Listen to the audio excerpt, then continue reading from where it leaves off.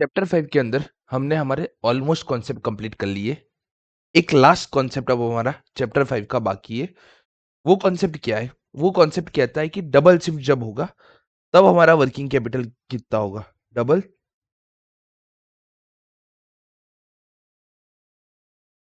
Double shift concept का नाम है effect of double shift working on a working capital requirement. मतलब कि जब भी हमारा डबल शिफ्ट हो जाएगा तो हमारा वर्किंग कैपिटल कैसे काउंट होगा वो हमें आइडेंटिफाई करना है। आपको सम के अंदर क्या बोला होगा पता है? आपको सिंगल इफेक्ट दिया होगा हर चीज का, और बोला जाएगा सबके अंदर कि अब हमारा जो भी काम है वो डबल शिफ्ट से हो रहा है। तो आपको क्या करना है? आपको एक अनुमान लगाना है कि डबल शिफ्ट आपका कहाँ-कहाँ पे वर्क करेगा। जैसे कि अगर मैं रॉ मटेरियल परचेज़ कर रहा हूँ, तो मेरा रॉ मटेरियल अगर सिंगल शिफ्ट में 10 लाख रुपए का लगेगा, तो डबल शिफ्ट में 20 लाख रुपए का लगेगा। Raw material single shift and double shift.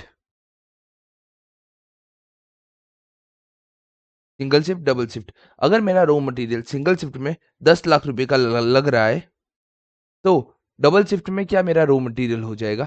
मेरा रॉ मटेरियल डबल शिफ्ट के अंदर 20 लाख रुपए लगेगा, ठीक है?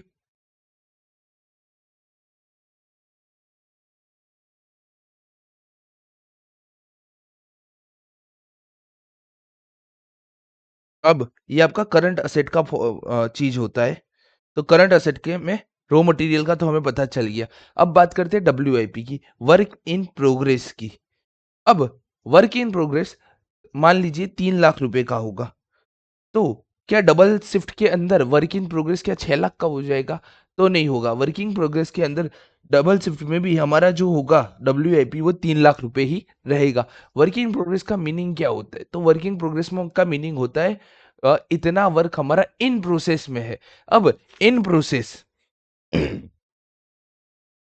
Work in process. अब एक हम एग्जांपल लेते हैं, एक केमिकल बनाने वाली कंपनी है। एक केमिकल बना के रखने वाली कंपनी है। उसके लिए केमिकल बनाने के लिए उसका वर्किंग प्रोग्रेस में क्या होता है, जो रॉ मटेरियल होता है केमिकल का, वो एक पाइप के अंदर थ्रू जाता है। ये पाइप के थ्रू अंदर जाता है एंड यहाँ पे हमारा फिक्स गुड्स बन के रेडी हो जाता है। ये हमारा यहाँ पे पूरा का पूरा केमिकल है। अब समझो, जो भी प्रोडक्ट हमारा इस चैम्बर में होगा, ये जो पाइप है जिसे हम चैम्बर बोलते हैं, ये चैम्बर के अंदर होगा, उतना ही प्रोडक्ट को हम क्या बोलेंगे? डब्ल्यूआईपी। ठीक है? इसको तो हम रॉ मटेरियल बोल देंगे और इसको हम फिनिश गुड्स बोल देंगे। मतलब कि डब्ल्यूआईपी हमारा सिर्फ ये चैम्बर में जितना पोर्शन रहता है ना, उसी को ही हम वर्क इन प्रोग्रेस बोलते हैं। अब मैं एक बात पूछना चाहूंगा, सिंगल शिफ्ट थी तब भी आपका चैम्बर इतना है, डबल शिफ्ट हो जाएगी तब भी आपका चैम्बर इतना ही है। सिंगल शिफ्ट का भी चैम्बर इतना है और डबल शिफ्ट का चैम्बर भी हमारा इतना ही है। ये इंक्रीज नहीं हुआ है। सिंगल शिफ्ट डबल शिफ्ट का मीनिंग क्या होता है? अगर कंपनी 8 घंटे पर 8 घंटे काम करती थी, मतलब कि कंपनी का जो कैपेसिटी था वो 8 आवर वर्किंग था, तो उन्होंने एम्प्लॉय बढ़ा के एक दूसरा शिफ्ट चालू कर दिया 8 घंटे का वर्किंग के लिए। तो ये 16 घंटे वर्किंग शिफ्ट हुई आपकी प्लस 16 घंटे। ठीक है? बट 16 घंटे वर्किंग शिफ्ट होने का मतलब क्या है? ऐसा है कि मैंने एक नई फैक्ट्री खरीद ली? नहीं, उसका मीनिंग कभी भी ऐसा नहीं होगा कि मैंने एक नई फैक्ट्री खरीद ली। अब जंग सिंगल शिफ्ट का चैम्बर और डबल शिफ्ट का चैम्बर इज इक्वल टू होगा, तो क्या मेरा डब्ल्यूआईपी भी सिंगल शिफ्ट हो या डबल शिफ्ट हो, वो सेम होगा, राइट? तो अब हम क्या करेंगे, एक एक करके है ना, हम चीजें जानेंगे कि कौन सी चीज डबल होगी, किस चीज का इम्पैक्ट डबल होगा और किस चीज का इम्पैक्ट डबल नहीं होगा। ठीक है? तो ये पूरा एग्जाम्पल था, यहाँ पे ये हम खत्म करते हैं इस चीज को। तो आई होप आपको सिंगल डबल शिफ्ट का मीनिंग पता चला होगा। डबल शिफ्ट का मीनिंग क्या है? वर्क कंपनी का वर्किंग कंडीशन 8 आवर का था, उसने नया एम्प्लॉय बैच लेके आए और अपना वर्किंग कंडीशन 8 आवर से 16 आवर्स का कर दिया। ठीक है? उसको डबल शिफ्ट का इम्पैक्ट बोलते हैं। अब हम करंट असेट और कॉस्ट शीट में बहुत सारी चीजें बनाते थे। तो एक-एक करके वो सारी चीज़ों के नाम यहाँ पे हम लिखते हैं। प्रोडक्शन एंड सेल्स,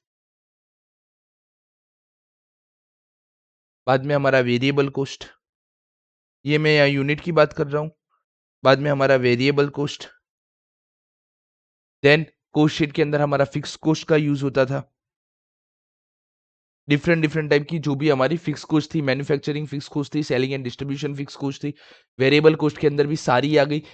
सेलिंग की एंड डिस्ट्रीब्यूशन की वेरिएबल कॉस्ट, बाद में मैन्युफैक्चरिंग की वेरिएबल कॉस्ट। उसके बाद फिक्स असेट के अंदर हमारा रॉ मटेरियल रहता था और कॉस्ट शीट में भी हमारा रॉ मटेरियल रहता था। रॉ मटेरियल के अलावा हमारे पास डब्ल्यूआईपी हो सकता है, उसके अलावा हमारे पास फिनिश गुड्स हो सकता है, उसके अलावा डेटर्स हमारे पास हो सकता है।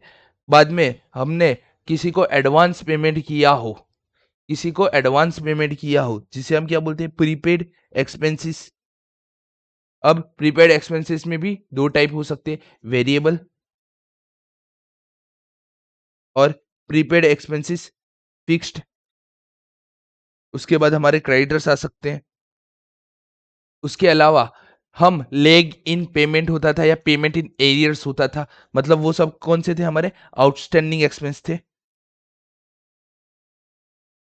वेरिएबल के, और आउटस्टैंडिंग हो सकते हैं एक्सपेंस फिक्स्ड के। ठीक है, ये सब हम अभी तक पढ़े हैं, इतना पढ़े हैं। उसके अलावा कोई और नया एक्सपेंस आए तो आपको क्या करना है, आपको अपना दिमाग लगा के, है ना, सोचना है कि उसका डबल इम्पैक्ट होगा कि नहीं होगा।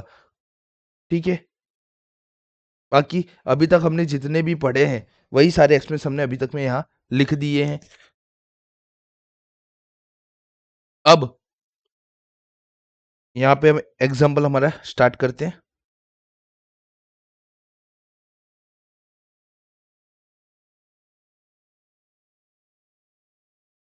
सिंगल शिफ्ट और डबल शिफ्ट। तो एक कंपनी का एग्जांपल लेते हैं। एक कंपनी पूरे साल में 3,60,000 यूनिट का प्रोडक्शन एंड सेल करती थी। एक कंपनी पूरे साल में 3,60,000 का प्रोडक्शन करती थी, 3 लाख यूनिट का सेल करती थी। प्रोडक्शन कितने का करती थी? 3 लाख यूनिट्स का। सेल वो करती थी 3,16,000, 3.6 लाख का वो प्रोडक्शन करती थी, एंड 3 लाख का वो सेल करती थी। 16,000 आपके फिनिश गुड्स हो गए, डब्ल्यूआईपी में कुछ रह गए। ठीक है, ऐसा हम समझ लेंगे। देन अब स्टार्ट करते, प्रोडक्शन एंड सेल यूनिट। अगर कोई कंपनी सिंगल यूनिट में 3,60,000 यूनिट का प्रोडक्शन और सेल कर पाती थी तो क्या होगा, डबल शिफ्ट में उसका क्या इंपैक्ट आएगा? डबल शिफ्ट में उसका वर्क डबल हो जाएगा।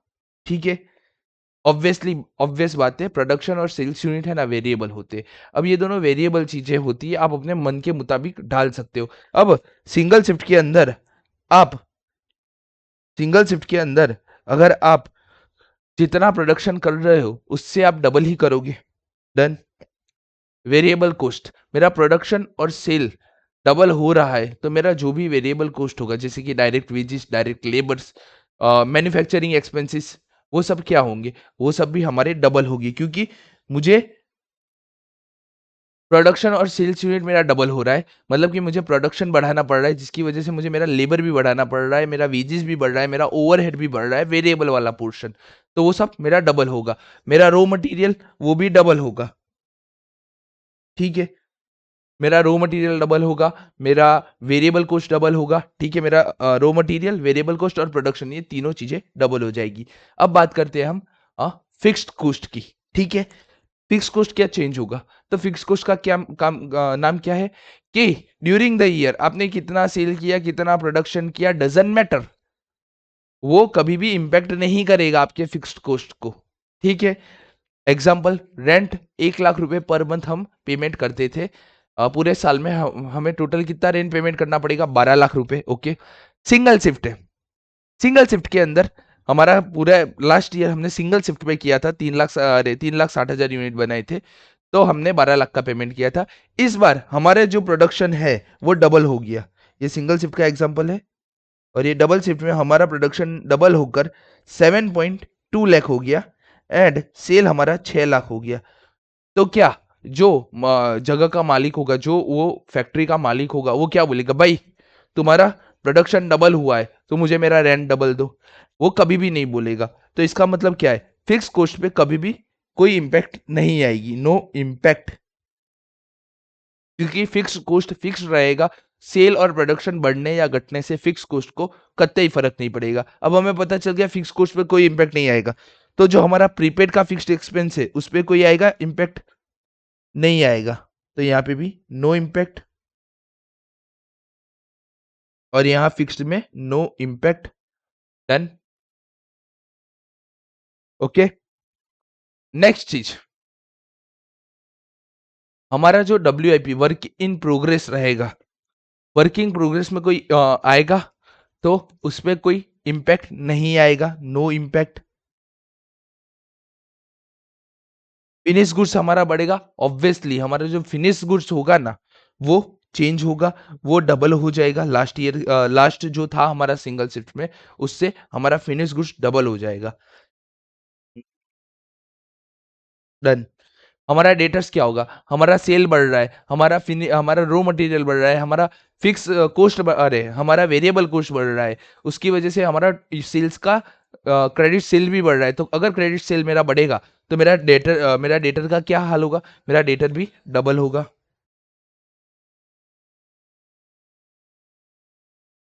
वेरिएबल के लिए पहले ही वेरिएबल के लिए हमने पहले ही समझा दिया, वो डबल होगा।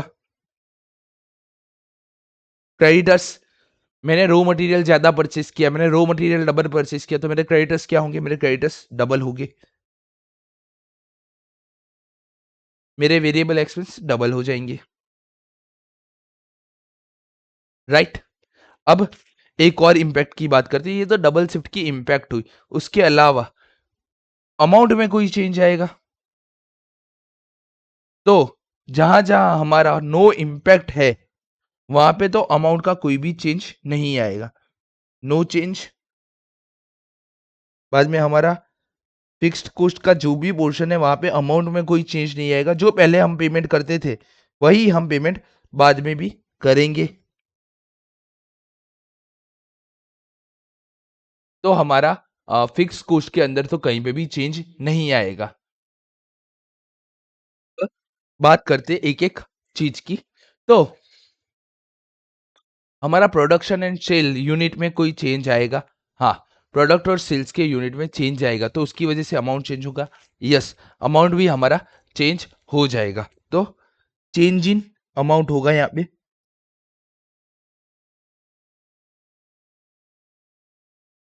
हमारा जो वेरिएबल कॉस्ट का पोर्शन है, जहाँ पे डायरेक्ट वेजेस डायरेक्ट लेबर लग रहा है, वहां पे भी हमारा चेंज इन अमाउंट होगा। बाद में अब बात करते हैं रॉ मटेरियल की। आ, एक एग्जांपल है, मैं जब 3,60,000 का 3,60,000 का माल लेता था ना, तो वो मुझे कोई डिस्काउंट नहीं देता था। बट अब मैं गया नेगोशिएशन करने के लिए कि ब्रदर मेरे को है ना नेक्स्ट ईयर से 7,20,000 रुपए का आपको प्रोडक्शन मेरे को करना है, 7,20,000 यूनिट का। उसके लिए मुझे 1 करोड़ का मुझे स्टॉक चाहिए आपके पास से, कि मैं पूरे साल से आपको 1 करोड़ दूंगा। अब लास्ट ईयर तक हम 50 लाख का उसके पास से रॉ मटेरियल परचेज कर रहे थे, इस बार हम 1 करोड़ का कर रहे हैं, मतलब हमारा रॉ मटेरियल डबल हो गया। क्या अमाउंट डबल से चेंज होगा? तो would be possible, would be not possible? क्या हो सकता है? वो क्या बोलेगा, सेठ आप है ना लास्ट ईयर हमारे पास से 90 लाख, अरे 1 करोड़ की बात की ना, आप 50 लाख का माल देते थे ना, तो हम आपको कोई भी प्रकार का डिस्काउंट नहीं देते थे, नो डिस्काउंट, कोई भी प्रकार का हम डिस्काउंट नहीं देते थे। पर हमारे यहाँ पे पॉलिसी है, अगर कोई भी पर्सन 80 लाख से ऊपर का माल ले तो हम उसको 10% डिस्काउंट देते हैं। तो आपने 1 करोड़ का माल लिया तो वो आपको क्या बोलेगा, आपको हम 10% डिस्काउंट देंगे, जिसकी वजह से आपको इसका पेमेंट 19 लाख रुपीज करना पड़ेगा। डन। अब देखो, 50 लाख से होना चाहिए था 1 करोड़, हुआ कितना, 90 लाख। रीजन क्या है, ये 10% का डिस्काउंट। इसका मतलब क्या है कि जब भी रॉ मटेरियल की बात आएगी ना, तो क्या होगा, रॉ मटेरियल के अंदर यूनिट्स डबल हो जाएंगे, यूनिट्स जो होंगे हमारे वो डबल हो जाएंगे, बट हमारा अमाउंट डबल हो वो जरूरी नहीं है।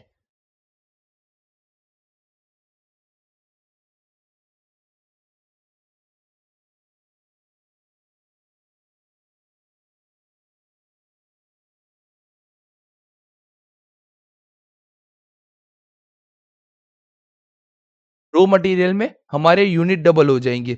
मैं यहाँ यूनिट की बात करूं तो यूनिट 50 लाख से मैं 90 लाख का माल लूंगा तो मेरे यूनिट तो क्या हो जाएंगे, मेरे यूनिट डबल हो जाएंगे। अब यूनिट डबल हो जाएंगे, देन बात करते हैं unit double, amount but amount subject to discount हो जाएगा। अगर डिस्काउंट मिलेगा, सब्जेक्ट टू डिस्काउंट એટલે मैंने बोला था would be possible, would be not possible, reason subject to discount. अगर वो डिस्काउंट देगा हमें तो मिलेगा, अगर उसने वो 10% का डिस्काउंट हमें नहीं दिया तो वो 1 करोड़ में माल बेचेगा, ठीक है।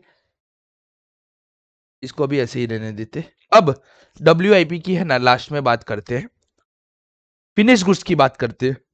फिनिश गुड्स डबल हो जाएगा हमारा। अब फिनिश गुड्स जो हमारा डबल हो जाएगा तो क्या होगा, क्वांटिटी, फिनिश गुड्स का क्वांटिटी डबल हो जाएगा। वो तो डबल हो ही जाएगा, बट हमारे पास एक होता है फिक्स्ड कॉस्ट।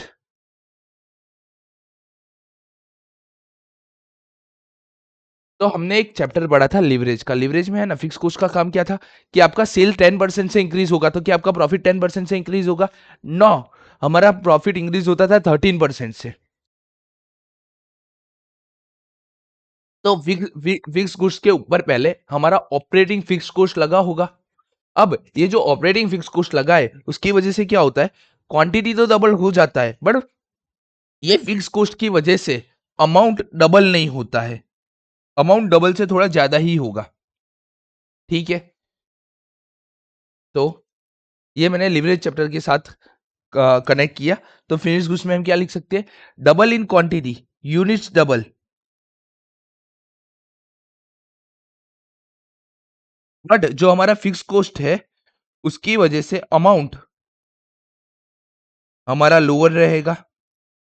बता देता हूं एक बार फटाफट करके कैसे।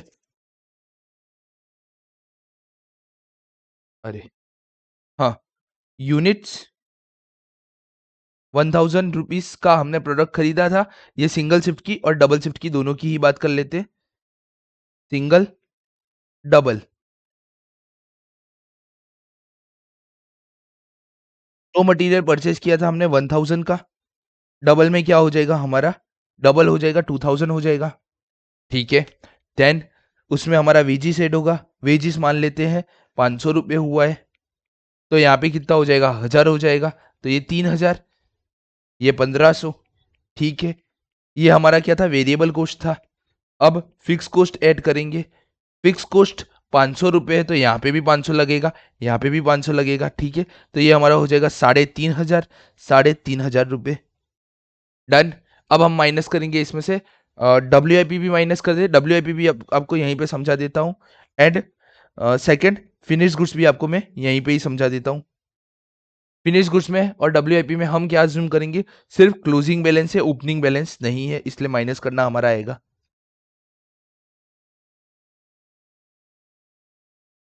एक काम करो, इसको है ना थोड़ा और ढंग से ही है ना, एक एक कंपोनेंट ही हम यहाँ पे समझा, नहीं चलो ठीक है चलेगा। WIP और फिनिश गुड्स का हम कैलकुलेशन कर लेते हैं। कैलकुलेशन करने के लिए क्या करते हैं, हम यूनिट्स ले लेते हैं।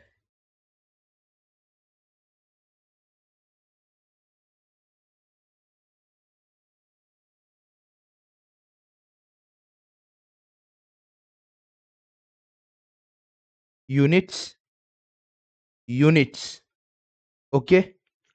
रॉ मटेरियल कितने यूनिट्स के लिए, तो हम अज्यूम करते हैं हमें 100 यूनिट फाइनली बनाने हैं, तो 100 यूनिट्स का 10 रुपए के हिसाब से 1000 हुआ। डबल शिफ्ट में ये क्या हो जाएगा, 200 यूनिट्स हो जाएगा, ओके। अगर वहां पे हमें डिस्काउंट मिलता तो ये अमाउंट हमारा चेंज हो जाता, जैसे 10% डिस्काउंट मिला तो ये 1800 हो जाता, ठीक है। बट अभी हमने कुछ चेंज नहीं किया है, ठीक है। वेजेस भी कितने यूनिट्स के लिए लगेगा, हमारा वेजेस लगेगा 100 यूनिट्स के लिए, और यहाँ पे 200 यूनिट्स के लिए। ठीक है। वैसे ही फिक्स कॉस्ट कितने यूनिट के लिए लगेगा, हमारा फिक्स कॉस्ट में हमारा कितना यूनिट लगेगा, 100 यूनिट यहाँ पे लगेगा, और यहाँ पे हम 200 यूनिट का प्रोडक्शन कर रहे हैं। ठीक है। तो मोटा मोटी यहाँ तक पता चला। अब डब्ल्यू के लिए मैंने क्या बात की थी, डब्ल्यू क्या होता है, वर्क इन प्रोग्रेस होता है। मतलब जो हमारा चैम्बर था पाइप का, वो पाइप के चैम्बर के अंदर एक यूनिट जो होता है वो यूनिट सेम रहता है। हम मान लेते हैं 20 यूनिट डब्ल्यू के रहते हैं। ठीक है। 20 यूनिट डब्ल्यू के रहते हैं, तो हमारा फाइनल प्रोडक्शन कितना हुआ, 80 यूनिट्स का।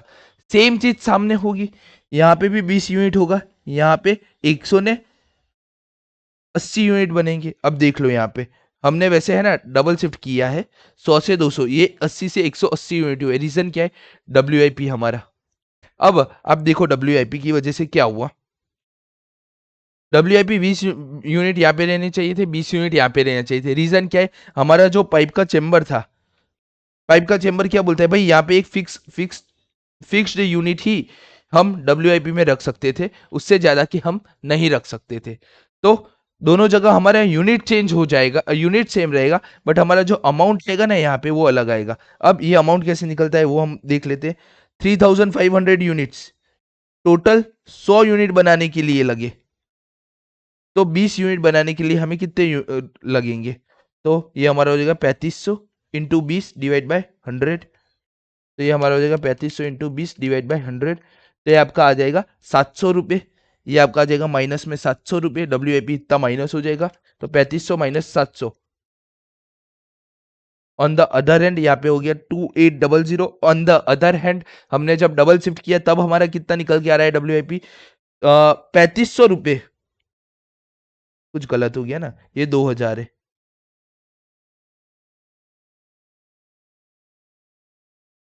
तो ये हमारे हो गए 2000 यहाँ पे, ये भी हमारे हो गए 2000 यहाँ पे।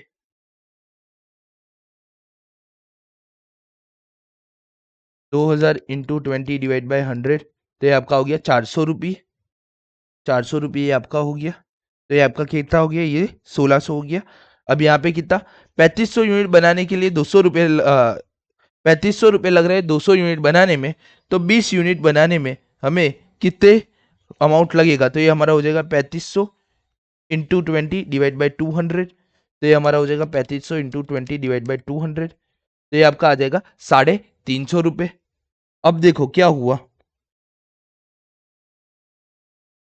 अगर रॉ मटेरियल वेजिस ये सब है ना, अगर ये फिक्स्ड अमाउंट नहीं होता तो क्या होता, वो मैं बताता हूं। अगर ये फिक्स्ड कॉस्ट नहीं होता तो आपका टोटल एक्सपेंस 1500 और 3000 होता। तो जब आप 20 यूनिट के लिए आप अपना डब्ल्यू निकालते ना, तो ये यहां से डबल होता। देखो, अगर अजम्पशन ले लेते अपने, ये वाला पोर्शन अपने पास नहीं है, ये वाला पोर्शन अपने पास है ही नहीं, फिक्स कॉस्ट है ही नहीं, तो अब हमारा टोटल कॉस्ट कितना हो जाता, 100 यूनिट बनाने के लिए 1500 रुपये लगे, तो 20 यूनिट बनाने के लिए कितने, 1500 इंटू 20 डिवाइड बाई 100। तो ये आपका कितना हो गया, 1500 इंटू 20 डिवाइड बाई 100। तो ये आपका हो गया था 300 रुपये, इफ नो फिक्स कॉस्ट। बाद में कितने थे, 1500, और सामने कितने थे, 3000। 200 यूनिट बनाने के लिए हमें 3000 लगे, तो 20 यूनिट बनाने के लिए कितने, तो ये आपका हो जाता था 3000 into 20 divide by 200। 3000 into 20 divide by 200। तो ये भी आपका आएगा 300 रुपये।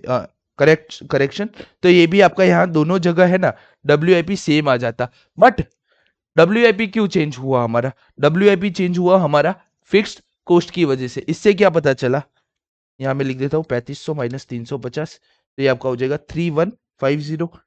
इससे मुझे क्या पता चला कि डब्ल्यू का जो स्टॉक है ना, वो यूनिट्स में चेंज नहीं होगा, यूनिट्स में no change, but due to fixed cost,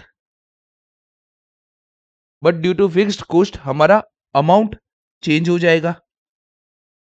ठीक है, जगह कम है यार, क्यों ऐसा। लिखने में है ना, पहले ही गलती कर दी थी।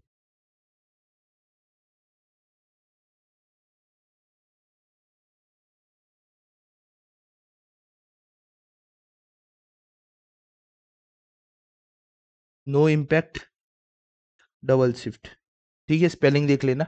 तो यूनिट्स डबल होंगे डब्ल्यूआईपी के अंदर, but due to fixed cost amount हमारा चेंज हो जाएगा।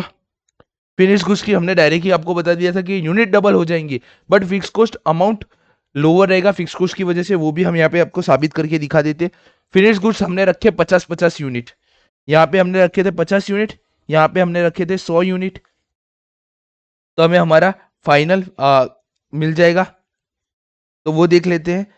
80 यूनिट के लिए 1600 रुपये लगते हैं, तो 1600 डिवाइड बाई 80, मतलब कि पर यूनिट की कॉस्ट है 20 रुपये, और 50 यूनिट की कॉस्ट हमारी हो जाएगी 1000 यूनिट। ठीक है, तो 600 रुपये हमारे पास फाइनली इतना हमने सेल किया होगा कॉस्ट का, और 3150 हमारा है डिवाइड बाई 180, तो ये आपका हो गया 17.5 रुपये एक यूनिट के लिए, और 100 यूनिट के लिए आपके कितने हो जाएंगे 1750 रुपये। तो ये आपका हो जाएगा 3150 माइनस 1750, 1400। आप क्या करना है, एक बार ये है ना फिक्स कॉस्ट रिमूव करके डब्ल्यूआईपी और फिनिश गुड्स खरीदना, तो क्या होगा पता है, डब्ल्यूआईपी आपका रिमेन रहेगा सेम। अगर इफ नो फिक्स कॉस्ट, यही लिख देते अपने नीचे, इफ नो फिक्स्ड कॉस्ट, कोई भी हमारा फिक्स्ड कॉस्ट नहीं होता, तो क्या होता, WIP remain same.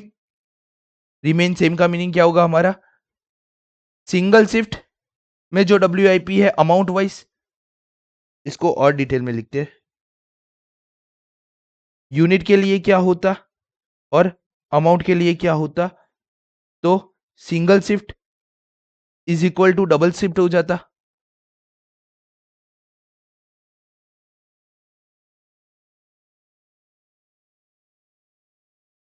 And amount भी क्या होता, single shift is equal to double shift हो जाता। डन। बट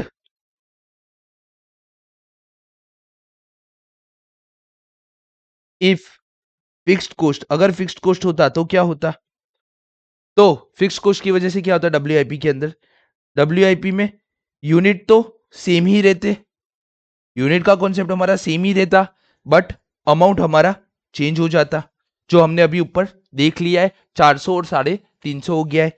वैसे ही इफ फिनिश गुड्स होगा तो क्या होगा, तो फिनिश गुड्स में क्या होगा हमारा यूनिट्स में, तो यूनिट्स में होगा जो सिंगल शिफ्ट में यूनिट थे,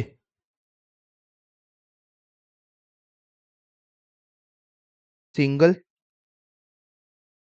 डबल, अगर यहाँ एक यूनिट बचता फिनिश गुड्स में, तो यहाँ पे क्या डबल यूनिट हो जाते, ठीक है, ये हमारे फिनिश गुड्स में होता। अमाउंट में क्या होता, अमाउंट यहाँ पे 1 रुपया होता तो यहाँ 2 रुपया हो जाता, बट फिक्स कॉस्ट होता तो क्या होता, फिनिश गुड्स में यूनिट एज इट इज वही आएगा हमारा, कि अगर एक यूनिट होगा तो 2 यूनिट होगा, मैं यहाँ डिटेल में नहीं लिख रहा हूँ, डिटेल में आप लोग याद रखना, ठीक है। और अमाउंट में क्या होगा, अमाउंट चेंज हो जाएगा, रीजन क्या है, due to fix cost amount थोड़ा कम हो जाएगा, ठीक है। आप यहाँ पे है ना फिक्स कॉस्ट निकाल के आप वो साबित कर पाओगे, ठीक है। तो मुझे नहीं लगता है, क्योंकि हम सम गिनेंगे ना उसमें आपका पता चल जाएगा। तो फिनिश गुड्स क्या होगा, यूनिट तो डबल हो जाएंगे, बट फिक्स कॉस्ट का अमाउंट लो हो जाएगा, because of fix cost unit double, but due to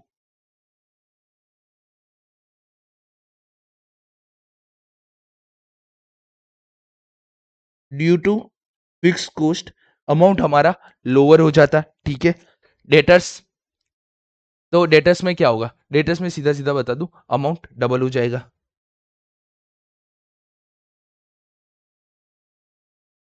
ठीक है। क्रेडिटर्स में क्या होगा, अब रॉ मटेरियल में उसने मुझे 10% का डिस्काउंट दिया था 90 लाख, तो मेरे क्रेडिटर्स भी कैसे रिफ्लेक्ट करेंगे, मेरे क्रेडिटर्स भी डिस्काउंटेड ही रिफ्लेक्ट करेंगे, राइट। अगर वो मुझे 90 लाख रुपए का ही माल दे रहा है, 1 करोड़ के सामने 10% डिस्काउंट देके वो मुझे 90 लाख का बिल पकड़ा रहा है, तो उसके अंदर अकाउंट्स में उसके डेटर्स कितने के बनेंगे, उसके अकाउंट में, सामने वाले जिसने मेरे को माल बेचा है उसके अकाउंट में उसके डेटर्स बनेंगे 90 लाख के। अगर उसके डेटर्स 90 लाख के बनेंगे, मेरा बिल भी 90 लाख का है, तो मेरा क्रेडिटर्स भी कितने का बनेगा, 90 लाख का। तो सेम जाएगा क्रेडिटर्स के लिए, यूनिट कहाँ गया, रॉ मटेरियल वाला आएगा, unit double but amount subject to discount. Done. गलत जगह लिख दिया।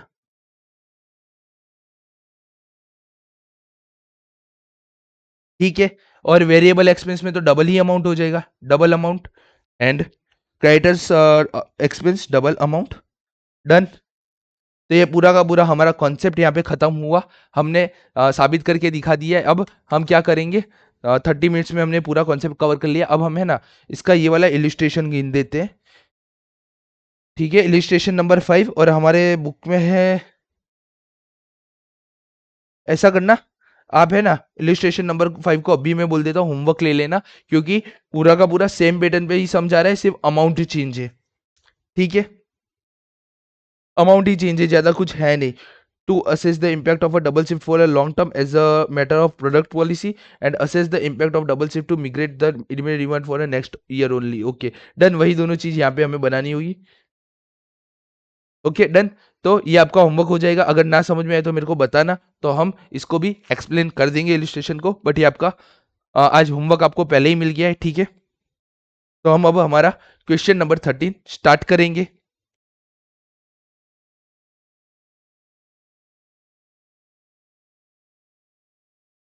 ओश,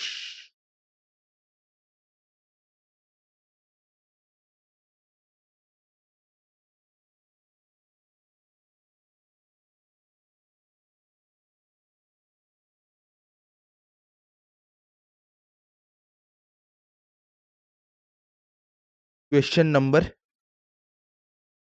13 पढ़ना स्टार्ट करते हैं अब हम इसे। T limited has been operating its manufacturing facility till 31st March 2021 on a single shift working, देखो यहाँ पे बोल दिया उन्होंने कि a single shift working with the following cost structure, और वो सिंगल शिफ्ट का आपको कोस्ट स्ट्रक्चर भी दे दिया। 31/3/2021 with the sale of rupees 17,28,000, the company held 17,28,000 का सेल करने के लिए उन लोगों ने क्या किया, कोस्ट ऑफ मटेरियल इनकर किया 24 रुपए पर यूनिट, वेजिस हमारा आया था 20 रुपए पर यूनिट, ओवरहेड हमारा आया था 20 रुपीज पर यूनिट। उसमें से वेजिस में लिखा क्या है, आउट ऑफ विच 60% वेरिएबल, मतलब 40% हमारा फिक्स्ड होगा। ठीक है, overhead out of which 20% variable, तो 80% हमारा फिक्स्ड होगा। डन, इतना आपको पता चला। प्रॉफिट हमारा 8 रुपए है, सेलिंग प्राइस मिल गया 72 रुपीज, तो 17,28,000 डिवाइड बाय मैं 72 करूंगा तो मुझे मिल जाएगा 24,000 यूनिट। मतलब एक सिंगल प्रोडक्शन कैपेसिटी में हम 24,000 यूनिट बनाते हैं।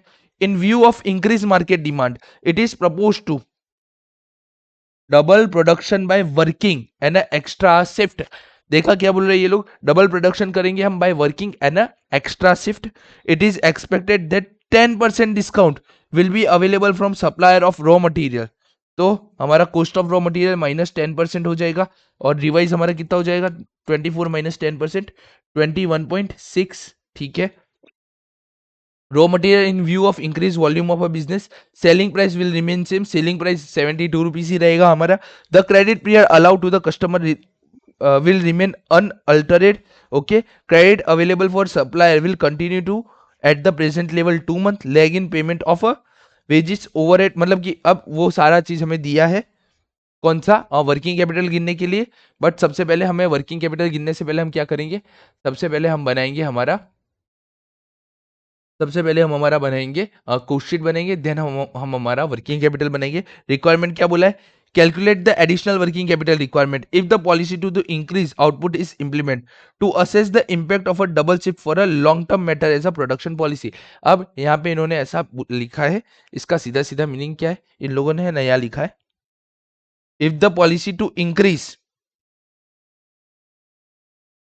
क्या बोला है हमें, हमें एडिशनल वर्किंग कैपिटल निकालने को बोला है। एडिशनल वर्किंग कैपिटल का मतलब क्या है, सिंगल शिफ्ट में मेरा वर्किंग कैपिटल कितना था, बाद में डबल शिफ्ट में मेरा वर्किंग कैपिटल कितना हुआ, उन दोनों का हम माइनस करेंगे, मतलब उन दोनों में का माइनस करेंगे। अगर सिंगल शिफ्ट में 1 लाख लगता था, डबल शिफ्ट में हमारा 1.5 लाख लगने लगा, तो एडिशनल कितना हुआ, एडिशनल 50,000 हुआ। अब इससे मुझे क्या पता चला, मुझे दोनों ही सिंगल शिफ्ट और डबल शिफ्ट दोनों के कोशिट और दोनों की वर्किंग कैपिटल हमें यहाँ पे बनानी होगी। डन। तो एक एक करके अब हर चीज बनाते हैं। सबसे पहले हम बनाएंगे कोशिट।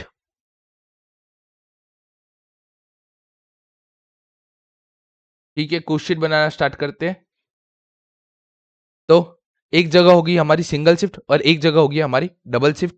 ठीक है, कोशिट बनाने से पहले क्या करेंगे, सिंगल शिफ्ट यूनिट निकाल लेंगे। सिंगल शिफ्ट में कितने यूनिट थे, तो टोटल सेल हमने कितना किया था, टोटल सेल हमने किया था 17,28,000 का। और एक यूनिट का प्राइस था 72 रुपीज, डिवाइड बाई 72 रुपीज, तो हमें यूनिट मिल जाएंगे। यूनिट हमें हमने पहले ही ढूंढ लिए, कितने थे, 24,000 यूनिट। ठीक है, इसका मतलब क्या है, डबल शिफ्ट में हमारे कितने यूनिट बनेंगे, तो डबल शिफ्ट में हमारे यूनिट बनेंगे 24,000 unit into 2 is equal to 48,000 unit. Done. कोशिट बना लेंगे। एक कोशिट के अंदर हमारा एक जगह कितनी यूनिट आएगी, 24,000 यूनिट्स, और एक जगह हमारा कितना का कैलकुलेशन आएगा, 48,000 यूनिट का। ठीक है, जब भी डबल शिफ्ट का सम गिनो, तब दो चीजें आपको यहां पे निकालनी है, एक पर यूनिट, मतलब कि एक यूनिट का रॉ मटेरियल वेजिस कितना होता है, और टोटल। ठीक है, हम दोनों निकालेंगे। इसका रीजन आपको आगे पता चलेगा, क्या इसका मीनिंग आपको क्या इसका आपको है ना, अ, जो प्रॉब्लम आएगी ना, आप उससे बच पाओगे। आप अभी इतना समझो। ओके, अब कोशिट हम नॉर्मली कैसे बनाते थे, कोशिट बनाने के लिए हमें चाहिए सबसे पहले रॉ मटेरियल। तो सबसे पहले हम लिख देंगे रॉ मटेरियल। रॉ मटेरियल कितने रुपए का है, रॉ मटेरियल है 24 रुपीज का, और 24,000 के लिए इंटू 24, तो आपका रॉ मटेरियल हो गया 5,76,000 का। डन। तो सिंगल शिफ्ट में रॉ मटेरियल का कंफ्यूजन हमारा खत्म हो गया। अब it is expected that the 10% discount will be available from the supplier of raw material in view of increase volume of business. अगर हमारा वॉल्यूम हम हमारा रॉ मटेरियल परचेस करना ज्यादा करेंगे, तो उसकी वजह से क्या होगा, वो हमें 10% का डिस्काउंट देगा। तो क्या होगा, यहाँ पे 24 रुपीज था, माइनस 10%, तो कितना हमारा रिवाइज पर यूनिट हो जाएगा 21.6, और 48,000 इंटू 21.6, तो ये हमारा हो जाएगा रिवाइज 10336,000। 21.6 इंटू 48,000, 1036800, 1036800। डन। 10,36,800 रुपए हमारे रॉ मटेरियल के हो गए। डन। अब आगे नेक्स्ट कैलकुलेशन हमारा होगा, रॉ मटेरियल के अंदर हम ऐड करेंगे वेजिस को। वेजिस के अंदर क्या लिखा है, आउट ऑफ विच 60% वेरिएबल, तो यहाँ पे मैं लिखूंगा wages variable and fixed. Variable portion कितना है, 60% वेरिएबल है, तो 60% वेरिएबल, एंड फिक्स्ड का पोर्शन हमारा कितना है, फिक्स्ड का पोर्शन हमारा होगा टेक्निकली 40%। ओके, और 20 रुपीज वेजिस का प्राइस है, तो 20% का 60%, तो ये आपका हो जाएगा 12 रुपए।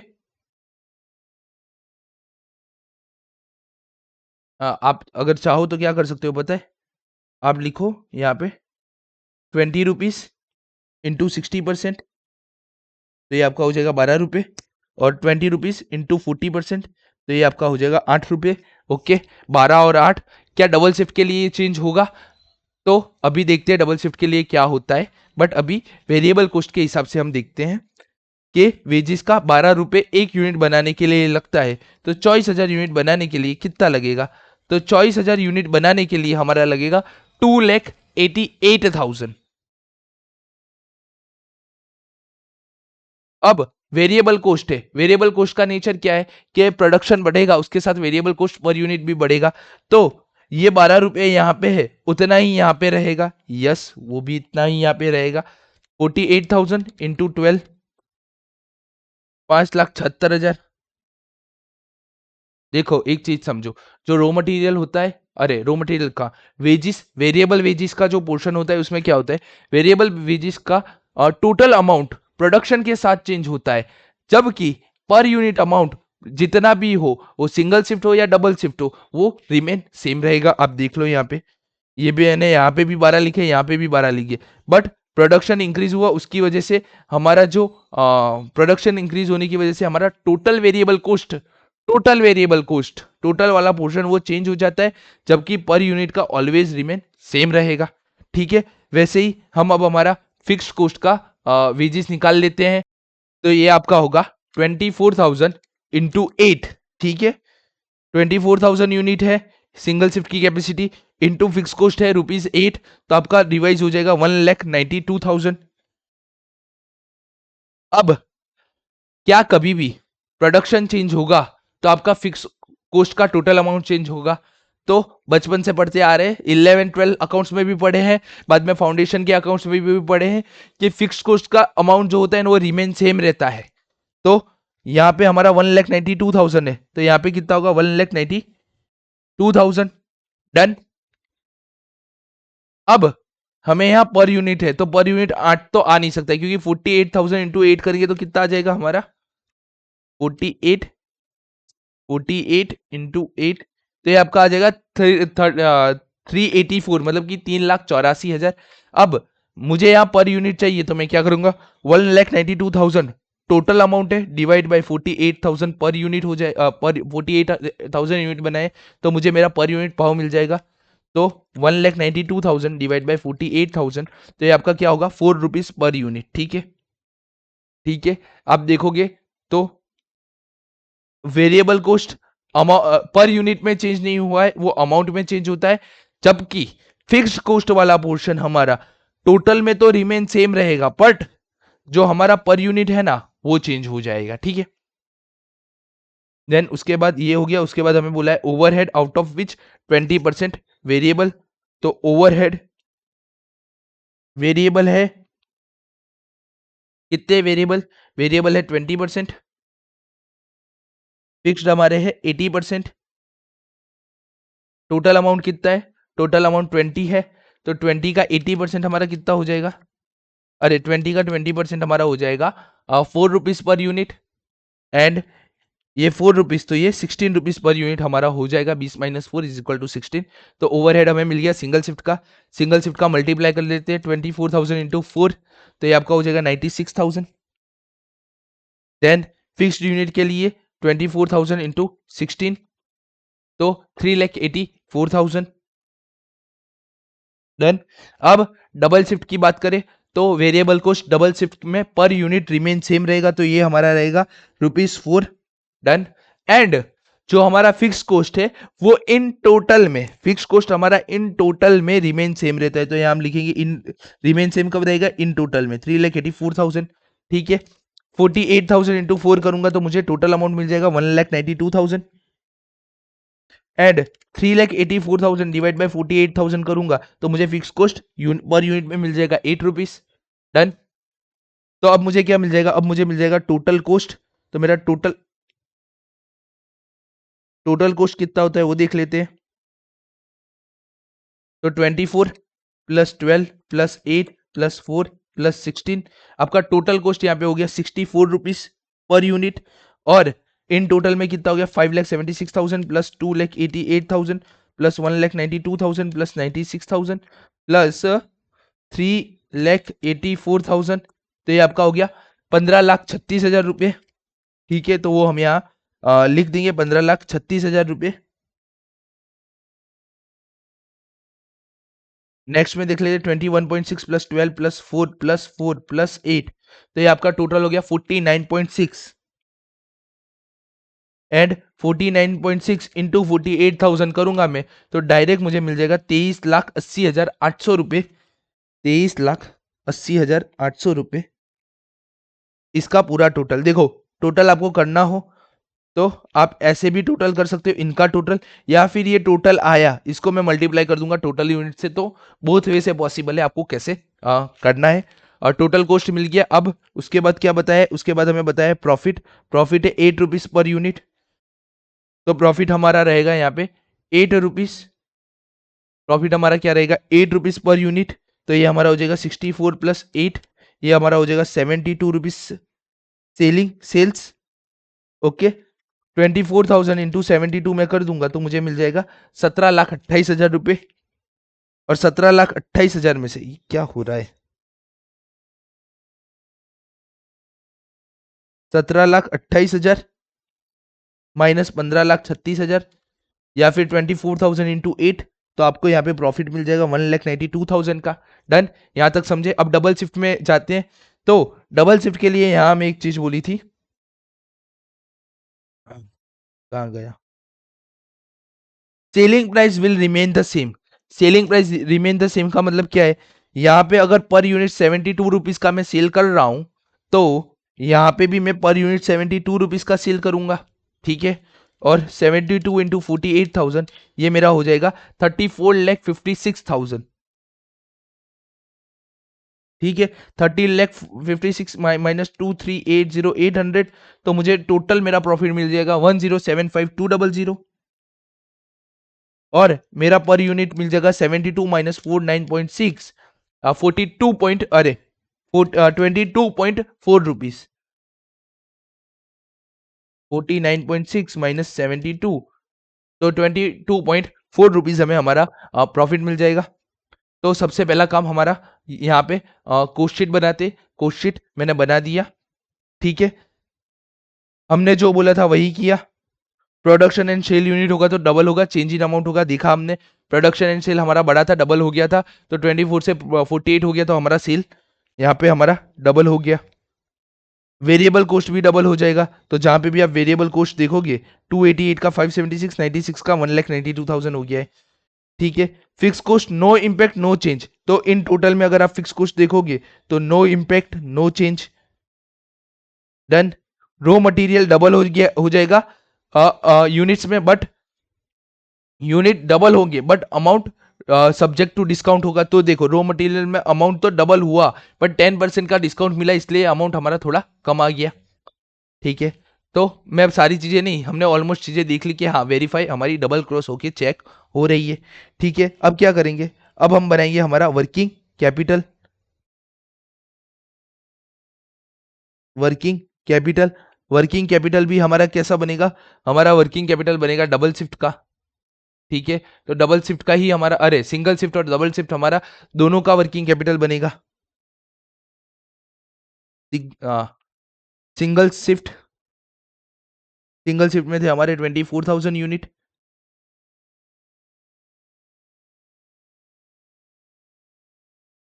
एंड सेकेंड हमारा बनेगा डबल शिफ्ट। डबल शिफ्ट में हमारे कितने यूनिट हो गए, 48,000 यूनिट्स। Done, done. ठीक है, अब सिंगल शिफ्ट और डबल शिफ्ट के लिए हम क्या करेंगे, हम यहाँ पे तीन चीज लिखेंगे। यूनिट, कितने यूनिट हमें हर एक कंपोनेंट के लिए चाहिए, रॉ मटेरियल का कितना यूनिट चाहिए, डब्ल्यूआईपी का कितना चाहिए, एफजी का कितना चाहिए, डेटर्स का कितना चाहिए, क्रेडिटर्स का कितना चाहिए, हर चीज के लिए हम देखेंगे। बाद में उसका हमें रेट चाहिए, रेट, एंड उन दोनों का हम मल्टीप्लाई कर देंगे तो हमें अमाउंट मिल जाएगा। सेम यहाँ पे होगा, unit, rate and amount. Done. अब एक जगह हमारा क्या आएगा, करंट एसेट, और एक जगह हमारा आएगा करंट असेट, और एक जगह हमारा आएगा करंट लाइबिलिटी। अब क्या करेंगे, हम एक एक करके हर चीज डिकोड करना हम यहाँ पे स्टार्ट करेंगे। वर्किंग कैपिटल के लिए क्या क्या चाहिए वो हम देखना स्टार्ट करते हैं अब। तो हमारे पास जो पुरानी पीडीएफ थी ना, उसके अंदर है ना, ये एक टेबल वहां पे नहीं दिया था, तो वो मैंने ऐड भी कर दिया है टेबल। वो यहाँ पे है ना अवेलेबल नहीं है। ये टेबल का यूज़ है, हमें डेटर्स क्रेडिटर्स सब कुछ ढूंढने के लिए ये टेबल चाहिए। तो अब हम यहीं से ही पढ़ना स्टार्ट करते हैं हमारा। ठीक है, अभी फिलहाल के लिए ये वाली जो पीडीएफ है इसको साइड में रख देते हैं। ठीक है, कुछ चेंज नहीं हुआ है, सिर्फ इतना टेबल मैंने नया डाला हुआ है और कुछ नहीं है, ये वाला टेबल इतना। ठीक है, आ, स्टार्ट करते हैं। हम्म। ये टेबल में क्या दिया है? ये टेबल में हमें बता दिया है 31/3/2021। 31/3/2021 में हमारे करंट एसेट के अंदर क्या क्या था, raw material, WIP, finish goods and debtors का हमें अमाउंट दे दिया है। मतलब ये हमारा क्लोजिंग बैलेंस हमें हर चीज का दे दिया है। तो हम क्या करेंगे, ये क्लोजिंग बैलेंस उठा के डायरेक्ट हमारे करंट एसेट के सिंगल शिफ्ट के अंदर हम लिख देंगे। ये रहा करंट एसेट। रो मटेरियल हमारा कितना है, 1,44,000। तो सबसे पहले रो मटेरियल अमाउंट हमें मिल गया है 1,44,000 का। डन। उसके बाद डब्ल्यू आई पी हमारा है 88,000 का। तो डब्ल्यू आई पी 88,000 का। डन। फिनिश गुड्स हमारा है 2,88,000 का। तो फिनिश गुड्स का क्लोजिंग बैलेंस हमें हमारा मिल गया है 2,88,000 का। अब सन्ड्री डेटर्स आपको दिया है, वो दिया है 4,32,000 का। अब इसमें कैच है, अगर आप अकाउंटिंग देखोगे ना, तो अकाउंटिंग के हिसाब से हम यहाँ पे करंट एसेट्स के अंदर जो भी डेटर्स लिखते हैं ना, वो विथ प्रॉफिट लिखते हैं। तो ये हमारा सन्ड्री डेटर्स का पार्ट क्या है, विथ प्रॉफिट है। अब इसको मुझे विदाउट प्रॉफिट वैल्यू करना पड़ेगा, मतलब कि मुझे इसको सन्ड्री डेटर्स को किस पे वैल्यू करना पड़ेगा, मुझे कोस्ट पे वैल्यू करना पड़ेगा, क्योंकि अभी तक हमने सन्ड्री डेटर्स को कोस्ट पे ही वैल्यू करते हैं। तो डेटर्स के लिए हम बना देंगे वर्किंग नोट 1, और यहाँ पे हम बनाते हैं वर्किंग नोट 1 डेटर्स के लिए, वैल्यूड एट कोस्ट। अब हम क्या करेंगे इसमें वो देखते हैं। तो हमारा टोटल सेल कितना है, हमारा टोटल सेल है 17,28,000 रुपए, जिसके ऊपर मेरा क्लोजिंग स्टॉक आ रहा है 4,32,000 का। सनडे डेटर्स हमारे 4,32,000 के बन रहे हैं।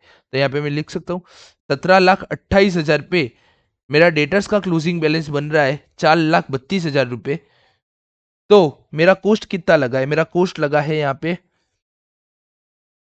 मेरा टोटल कोस्ट यहाँ पे लगा है 15,36,000 रुपए। तो 15,36,000 पे कितना, डन। अगर 17,28,000 जब हमारा टोटल सेल होता है, तब मेरा डेटर का वैल्यू 4,32,000 एवरेज निकल के आता है। तो मेरा सेल अब 15,36,000 का हो गया, तो मेरा डेटर का वैल्यू कितना आएगा। ठीक है, इसको कर लेते हैं 15,36,000 इंटू 4,32,000 डिवाइड बाय 17,28,000। ठीक है, तो ये हमारा कॉस्ट पे वैल्यूड हो जाएगा 15,36,000 इंटू 4,32,000 डिवाइड बाय 17,28,000। तो ये आपका हो जाएगा 3,84,000। तो मुझे मेरा डेटर्स का भी वैल्यू मिल गया 3,84,000। अभी हम सिंगल शिफ्ट का ही बना रहे हैं, सिंगल शिफ्ट पे ही ध्यान देना। ठीक है, डन। तो ये हमारा डेटर्स का भी वैल्यू हमें निकल के मिल गया। अब नीचे ये वाला का ये वाला, तो ये टेबल का वर्क हमारा खत्म हो गया। ठीक है, इन व्यू से लेके सेलिंग प्राइस रिमेन सेम, यहाँ तक तो हमारा कोई प्रॉब्लम है नहीं, क्योंकि ये था 10% का हमें रॉ मटेरियल पे डिस्काउंट दिया है, उसकी उसने बात की थी। अब क्या बोला, credit period allowed to the customer remain unaltered. जो हमें क्रेडिट पीरियड मिला था वो अनअल्टरेड है। Okay, credit available from supplier will continue to remain at the present level 2 months. 2 months की हमें क्रेडिट सप्लाई मिलेगी। तो यहाँ पे करंट लाइबिलिटीज में हमारा आ जाएगा कौन सा पोर्शन, क्रेडिटर्स का। उसके लिए हम क्या बना देंगे, वर्किंग नोट 2। वर्किंग नोट 2 क्यों बना रहे हैं, क्योंकि हम यहाँ पे पूरा का पूरा कैलकुलेशन नहीं कर पाएंगे। ठीक है, वर्किंग नोट 2 क्रेडिटर्स, 2 मंथ्स का पीरियड था हमारे पास। तो हमारा टोटल रॉ मटेरियल कितना है, तो टोटल रॉ मटेरियल हमारा हमने अभी तक लिया है 5,76,000 रुपए का। सिंगल शिफ्ट 5,76,000 का टोटल हमारा मटेरियल है। कम है, इतना कम ही है। ओके 5,76,000, 5,76,000 का मटेरियल है, 2 महीने की क्रेडिट पे लिया है, तो 5,76,000 इंटू 2 डिवाइड बाई 12, तो ये आपका हो जाएगा 96,000। ये 96,000 हमारा है ना, यहाँ पे आ जाएगा, यहाँ पे 96,000। तो ये भी हमारा हो गया। बाद में क्या बोला है, lag in payment of a wages and overhead will continue to remain at 1 month. तो हमारा जो वेजिस एंड ओवरहेड है वो कंटिन्यू रहेगा 1 मंथ के लिए। तो यहाँ पे हमारा आ जाएगा वेजिस ओवरहेड 1 मंथ का पीरियड है, तो मैं डायरेक्ट यहाँ पे कैलकुलेट करके लिख सकता हूँ। यस, मैं यहाँ पे डायरेक्ट कैलकुलेट करके लिख सकता हूँ, बट मैं क्या करता हूँ, इन दोनों का अलग अलग वर्किंग नोट 3, एक मिनट हो, लेग इन है, मतलब कि ये हमारा लेग है मतलब क्या बनेगा, हमारा करंट लाइबिलिटी बनेगा। तो इसको मुझे करंट लाइबिलिटी की और लिखना है वेजिस, उसके लिए हमारा जाएगा वर्किंग नोट 3।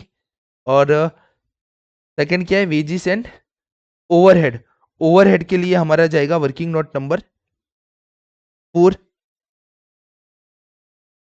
एंड है ना, थोड़ा मेरे को यहाँ पे भी जगह देनी पड़ेगी, ठीक है, तो थोड़ी जगह मैंने यहाँ पे भी अब मैंने दे दी है, ठीक है।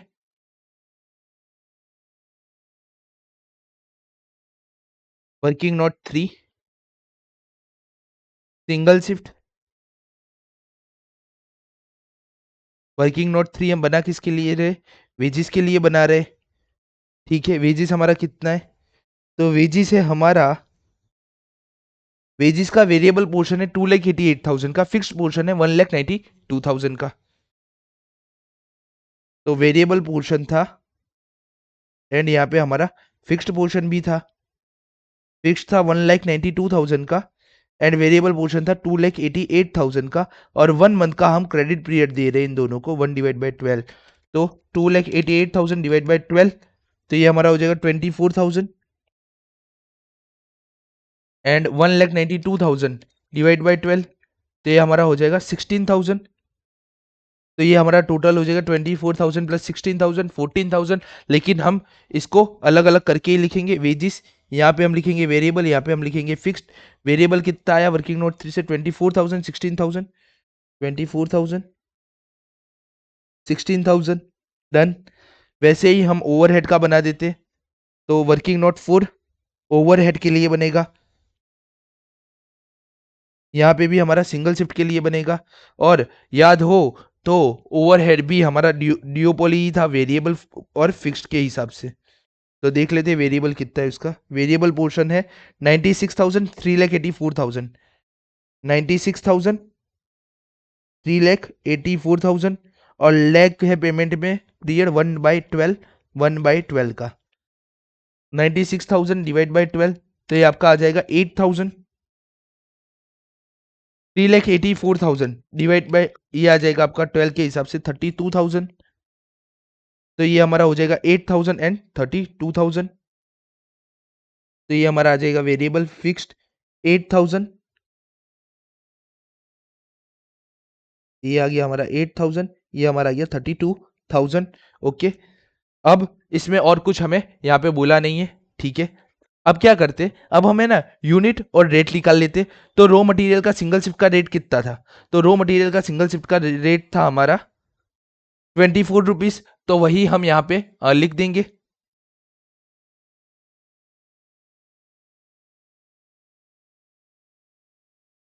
24 रुपीज अगर रेट था तो मैं यूनिट निकाल पाऊंगा, 1,44,000 डिवाइड बाई 24, तो ये मेरे यूनिट निकलेंगे 6,000 यूनिट्स।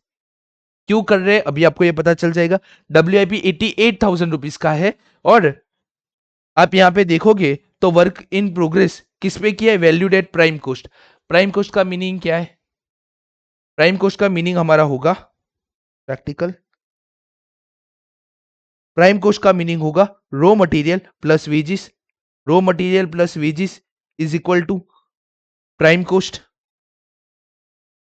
ठीक है, आप चाहो तो यहाँ पे एक बना दो प्राइम कॉस्ट, तो आपको क्या है यहाँ पे है ना बाइफर्केशन हो जाए, 12 और 8 20, 20 और 22 24, 44 रुपीज, और उसके हिसाब से प्राइम कॉस्ट का पूरा कॉलम बना दो। तो भी कोई हमें प्रॉब्लम नहीं। एक्चुअली हमारे पास क्या था, ये वाला पोर्शन पहले था नहीं तो हमें ना प्राइम कॉस्ट अलग से हम बना देते, अभी भी बना ही सकते हैं ना, बना ही देते, चलो ना।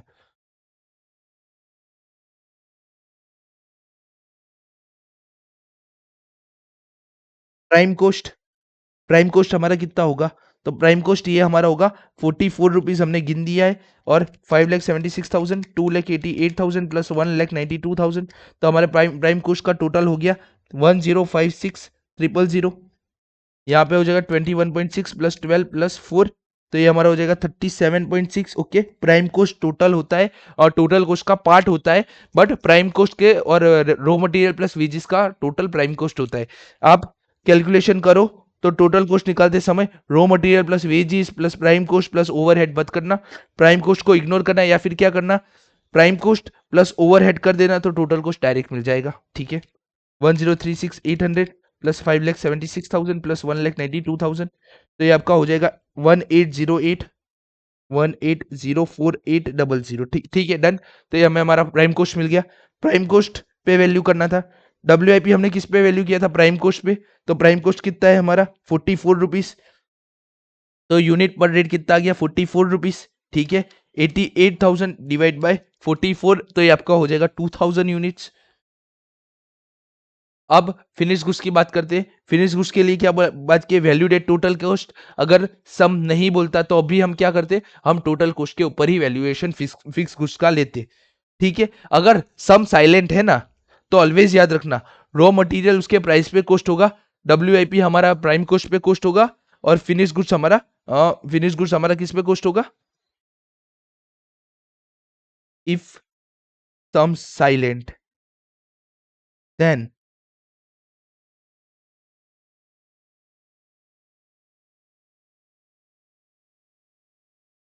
करंट असेट, करंट एसेट के अंदर हमारा रॉ मटेरियल आता है valued at raw material price. ठीक है, ये तो स्वाभाविक है, इसमें तो कोई बात नहीं, रॉ मटेरियल है और रॉ मटेरियल जिस पे हमने परचेस किया उस पे ही वैल्यू करेंगे। डब्ल्यू है तो हम उसको वैल्यू करेंगे valued at prime cost. Prime cost का दूसरा मीनिंग क्या है, प्राइम कॉस्ट का दूसरा मीनिंग है direct wages, raw material plus direct wages plus direct labour, ऐसा तीन चीज आती है, direct wages plus direct overhead. ठीक है, बट हमारे यहाँ डायरेक्ट ओवरहेड आएंगे नहीं। एंड फिनिश गुड्स को वैल्यूड करना है valued at total cost, done. तो अगर सम साइलेंट है, अगर ये सारी चीज भी नहीं लिखी होती, तो हम किस पे वैल्यू करते, जो मैंने बताया है उस पे ही वैल्यू करते। ठीक है, अब फिनिश गुड्स हमें टोटल कॉस्ट पे वैल्यू करना है, तो हमने टोटल कॉस्ट हमने यहाँ पे ढूंढ लिया है। टोटल कॉस्ट हमारा कितना है, टोटल कॉस्ट हमारा है 64 रुपीज, तो ये होगा हमारा 64 रुपीज। तो 2,88,000 डिवाइड बाई 64, तो ये आपका हो जाएगा 4,500 यूनिट्स। ओके, 3 लाख डेटर्स को हम किस पे वैल्यूड करेंगे, डेटर को भी हम कॉस्ट पे ही वैल्यू करते हैं, तो ये हो जाएगा 64 रुपीज ही। 3,84,000 डिवाइड बाई 64, तो ये आपका हो जाएगा 6,000 यूनिट्स, डन। इसका हम टोटल कर लेते हैं एक बार, 1,44,000, 88,000 प्लस 2,88,000 प्लस 3,84,000, तो ये आपका हो जाएगा 9,04,000 रुपये। ठीक है, और इसका टोटल और इसके हमें वैल्यूएशन जानने हैं, तो एक एक करके इसका भी हम वैल्यूएशन का पार्ट देख लेते हैं कैसे पड़ेगा ये। क्रेडिटर्स हमारे किस पे कॉस्ट होंगे, तो क्रेडिटर्स भी हमारे रॉ मटेरियल के प्राइस पे कॉस्ट होंगे। रॉ मटेरियल का प्राइस है 24 रुपीज, तो यहाँ पे हमारा आ जाएगा 24 रुपीज, 96,000 डिवाइड बाई 24, तो ये आपका हो जाएगा 4,000 यूनिट्स। यूनिट्स अभी तक लिखे नहीं तो मैं क्यों अभी लिख रहा हूँ, 4,000 यूनिट्स आपका क्रेडिटर्स का हो जाएगा। अब वेजिस की बात करते हैं। वेजिस का मुझे यूनिट रेट चाहिए, वेरिएबल और फिक्स का, तो 12 रुपये और 8 रुपये है, तो ये मैं लिख दूंगा यहाँ पे 12 और 8 रुपये। 24,000 डिवाइड बाई 12, 2,000 यूनिट होंगे, और फिक्स कॉस्ट के 16,000 डिवाइड बाई 8, ये भी 2,000 यूनिट हो जाएंगे, डन। अब ओवरहेड के भी मुझे को निकालने, तो ओवरहेड में भी 4 और 16 वेरिएबल और फिक्स कॉस्ट है, 4 एंड 16, 8000 डिवाइड बाय 4 हमारा हो जाता है 2000 यूनिट, 2000, हाँ, एंड 32,000 डिवाइड बाय 16 ये भी हमारा हो जाएगा 2000 यूनिट। डन। और इसका टोटल हो जाएगा 96,000 प्लस 24,000 प्लस 16,000 प्लस 8,000 प्लस 32,000, तो ये आपका आ गया 1,76,000। तो आपका यहाँ पे आ जाएगा वर्किंग कैपिटल 9,04,000 माइनस 1,76,000, तो ये आपका आ जाए 7,28,000 आपका वर्किंग कैपिटल आ जाएगा। डन। तो अभी तक हमने एडिशनल क्या किया है? एडिशनल अभी तक में हमने रेट और यूनिट लिखे, रेट हमने ऊपर से उठा के फटाफट लिख के उसके यूनिट निकाल दिए। अब मुझे डबल शिफ्ट का वर्किंग कैपिटल गिनना है, तो करना स्टार्ट करते हैं, ठीक है। अब सबसे पहले क्या करेंगे, हम रॉ मटेरियल की बात करते हैं। तो रॉ मटेरियल, अगर सिंगल शिफ्ट में रॉ मटेरियल के 6,000 यूनिट्स लगते थे, तो रॉ मटेरियल के अब कितने यूनिट लगेंगे? ये रहा हमारा रॉ मटेरियल। डबल शिफ्ट में सब कुछ डबल होगा, यूनिट डबल होंगे but amount subject to discount रहेगा। तो हमारा रॉ मटेरियल 6,000 से डबल शिफ्ट में क्या हो जाएगा, 12,000 यूनिट हो जाएगा, ठीक है। WIP क्या होगा?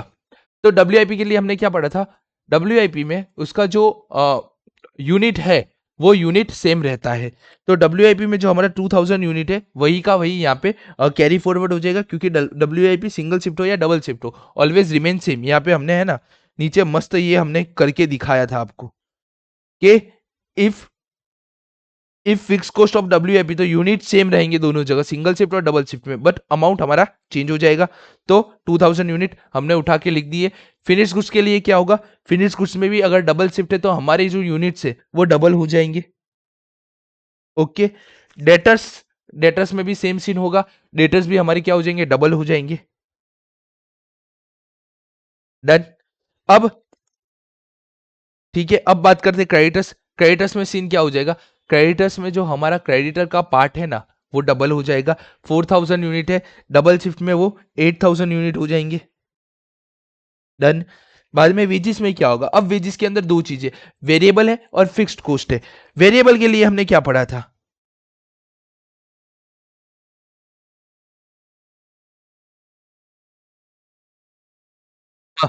वेरिएबल कॉस्ट, वेरिएबल कॉस्ट, बाद में यहाँ पे एक वेरिएबल है और एक यहाँ पे वेरिएबल है। क्या पढ़ा था? डबल हो जाएगा और चेंज इन अमाउंट हो जाएगा, ठीक है। तो हमारा यूनिट वेरिएबल का क्या हो जाएगा, डबल हो जाएगा। तो 2000 यूनिट था वेरिएबल में, वो डबल हो जाएगा 4000। ओवरहेड में भी क्या हो जाएगा, 2000 का डबल हो गया 4000 हो जाएगा। ओके। फिक्स कॉस्ट में क्या होगा? तो फिक्स कॉस्ट समझो यार, फिक्स कॉस्ट कौन सी चीज है, फिक्स्ड है। तो अमाउंट क्या होगा? अमाउंट हमारा यहाँ पे रहेगा फिक्स्ड। तो क्या यूनिट चेंज होगा? आइडिया नहीं है। और यूनिट चेंज होगा? आइडिया नहीं है। 60,000 यहाँ पे है, डबल शिफ्ट कर दूंगा तो 60,000 रहेगा। यस, मुझे इस चीज का आइडिया है कि ये 60,000 ही रहेगा। वैसे ही ये फिक्स्ड है 2000, तो ये 32,000 वो भी हमारा फिक्स्ड ही रहेगा, ठीक है। देखो, जितना भी पोर्शन हमारा वेरिएबल था ना उसमें हमने यूनिट चेंज किए, और जितना भी हमारा फिक्स था ना उसमें हमने टोटल अमाउंट चेंज किए। अब आपको रीजन पता चलेगा क्यों ऐसा किया, ठीक है। क्या किया? जो भी वेरिएबल चीज था वहां पे हमने हमारे डबल कर दिया। क्या डबल कर दिया? यूनिट डबल कर दिया, एक्सेप्ट WIP। WIP में यूनिट रिमेन सेम रहते, अमाउंट चेंज होता रहता है, ठीक है। तो ये 6 से 12 कर दिया, 4.5 से 9 कर दिया, 6 से 12 कर दिया, बाद में 4 से 8 कर दिया, 2 से 4 कर दिया, 2 से 4 कर दिया। डन। एक्सेप्ट WIP, जितना भी वेरिएबल पोर्शन था उसको, यूनिट को मैंने क्या कर दिया, डबल कर दिया। अब सबका मैं रेट लिखूंगा, सबका रेट मुझे क्या कहां से मिल जाएगा? सबका रेट मुझे कॉस्ट शीट से मिल जाएगा। सबसे पहले बात करते हैं रॉ मटेरियल। तो रॉ मटेरियल का डबल शिफ्ट में रेट कितना है? 21.6। तो ये मैं यहाँ पे लिख दूंगा 21.6। WIP 44 valued at prime cost, single shift का। तो ये भी वैल्यूड एट प्राइम कोस्ट। तो प्राइम कोस्ट हमने निकाल दिया 37.6, तो ये यहां आ जाएगा 37.6। Finish goods valued at total cost and debtors also valued at total cost. तो टोटल कोस्ट मेरा कितना है? 49.6, 49.6, 49.6, ठीक है। Creditors, creditors, creditors valued at raw material cost, जितने में हमने परचेस किया, कितने में परचेस किया 21.6 में, तो ये भी 21.6। ओके, वेरिएबल कॉस्ट कितने का था इसका प्राइस, तो वेजिस वाला जो वेरिएबल कॉस्ट था उसका प्राइस था 12 रुपए, और ओवरहेड का भी प्राइस था 4 रुपए, तो 12 रुपए और ये 4 रुपए, डन। ओके, फिक्स कॉस्ट की बात लास्ट में करते कि फिक्स कॉस्ट में यूनिट और रेट हमें कैसे ढूंढना है, बट अभी सब कुछ पहले मल्टीप्लाई करके रख देते। 12,000 इंटू 21.6, तो ये हमारा हो गया 259,259,200, 259,200, 2000 इंटू 37.6, ये आपका हो जाएगा 75200, 9,000 इंटू 49.6, तो ये आपका हो जाएगा 446400, 12,000 इंटू 49.6, तो ये आपका हो जाएगा 595200, एंड इसका टोटल हो जाएगा हमारा 25920, 2592000, 75200, 446400, 595200, ये आपका हो जाएगा 13,76,000 रुपये, डन। तो ये हमारा पहले करंट एसेट कंप्लीट हो गया। करंट लाइबिलिटीज की बात कर लेते हैं। करंट लाइबिलिटीज 8,000 इंटू 21.6, तो ये आपका हो जाएगा 17,28,000 रुपये। 4,000 इंटू 12, तो ये आपका हो जाएगा 48,000, डन। और इसका 16,000 रुपये, डन। अब बात कर लेते हैं फिक्स कॉस्ट के यूनिट कैसे ढूंढने। तो फिक्स कॉस्ट के यूनिट ढूंढने के लिए हमारे पास क्या है, हम उसका रेट लिख सकते हैं। रेट हमें कहां से मिलेगा, कॉस्ट शीट से। तो कॉस्ट शीट में चले गए, उसका रेट क्या है फिक्स का, 4 रुपीज वेजिस का है, और ओवरहेड का 8 रुपीज है, 8 रुपीज है। तो ये हमारा हो गया 4 एंड 8, रिवर्स कैलकुलेशन कर देंगे, 16,000 डिवाइड बाई 4, तो हमें यहाँ पे यूनिट मिल जाएगा 4,000 यूनिट, एंड 32,000 डिवाइड बाई 8, तो आपका मिल जाएगा ये 4,000 रुपीज। अब आप बोलोगे ये दोनों सेम हो गए, ये दोनों सेम हो गए, बट आपसे भूल क्या होती, ये 12 और 4 16, 12 और 8 20 उठा के आप ऐसे लिख देते तो प्रॉब्लम हो जाती, आपको यहीं से उठाने पड़ते 12 और 4 16, ठीक है। ये याद नहीं रहता है, इसलिए हमारा स्टैंडर्ड मेथड है, फिक्स में हम टोटल अमाउंट लिखते और एक्सेप्ट डब्ल्यूआईपी हम लोग क्या करते, यूनिट को डबल कर देते ताकि हमारा कैलकुलेशन थोड़ा इजी हो जाए, ठीक है। तो ज्यादा सोचना नहीं पड़ता है फिक्स कॉस्ट के लिए, डन। तो इसका टोटल कितना हो गया, 17,28,000, 48,000, 16,000, देन 32,000, ये आपका हो गया, एक मिनट को, 17,28,000 क्यों हो गया भाई ये, 8,000 इंटू 21.6, तो ये हो गया 1,72,800 रुपये, 1,72,800 प्लस 48 प्लस 60 प्लस 16 प्लस 32,000, तो ये आपका हो गया 284800, 284800, डन। तो हमारा वर्किंग कैपिटल इन टोटल में कितना आ जाएगा, 13,76,000 माइनस 2,2848,000, तो ये आपका आ जाएगा 2,2848,000, 00 है, 00, 2,2848,000, 2,2848,000, 2,2848,000 माइनस 13,76,000, तो ये आपका आ जाएगा 10,91,200। हमें वहां पे एडिशनल वर्किंग कैपिटल ढूंढने को बोला था, तो एडिशनल वर्किंग कैपिटल रिक्वायर्ड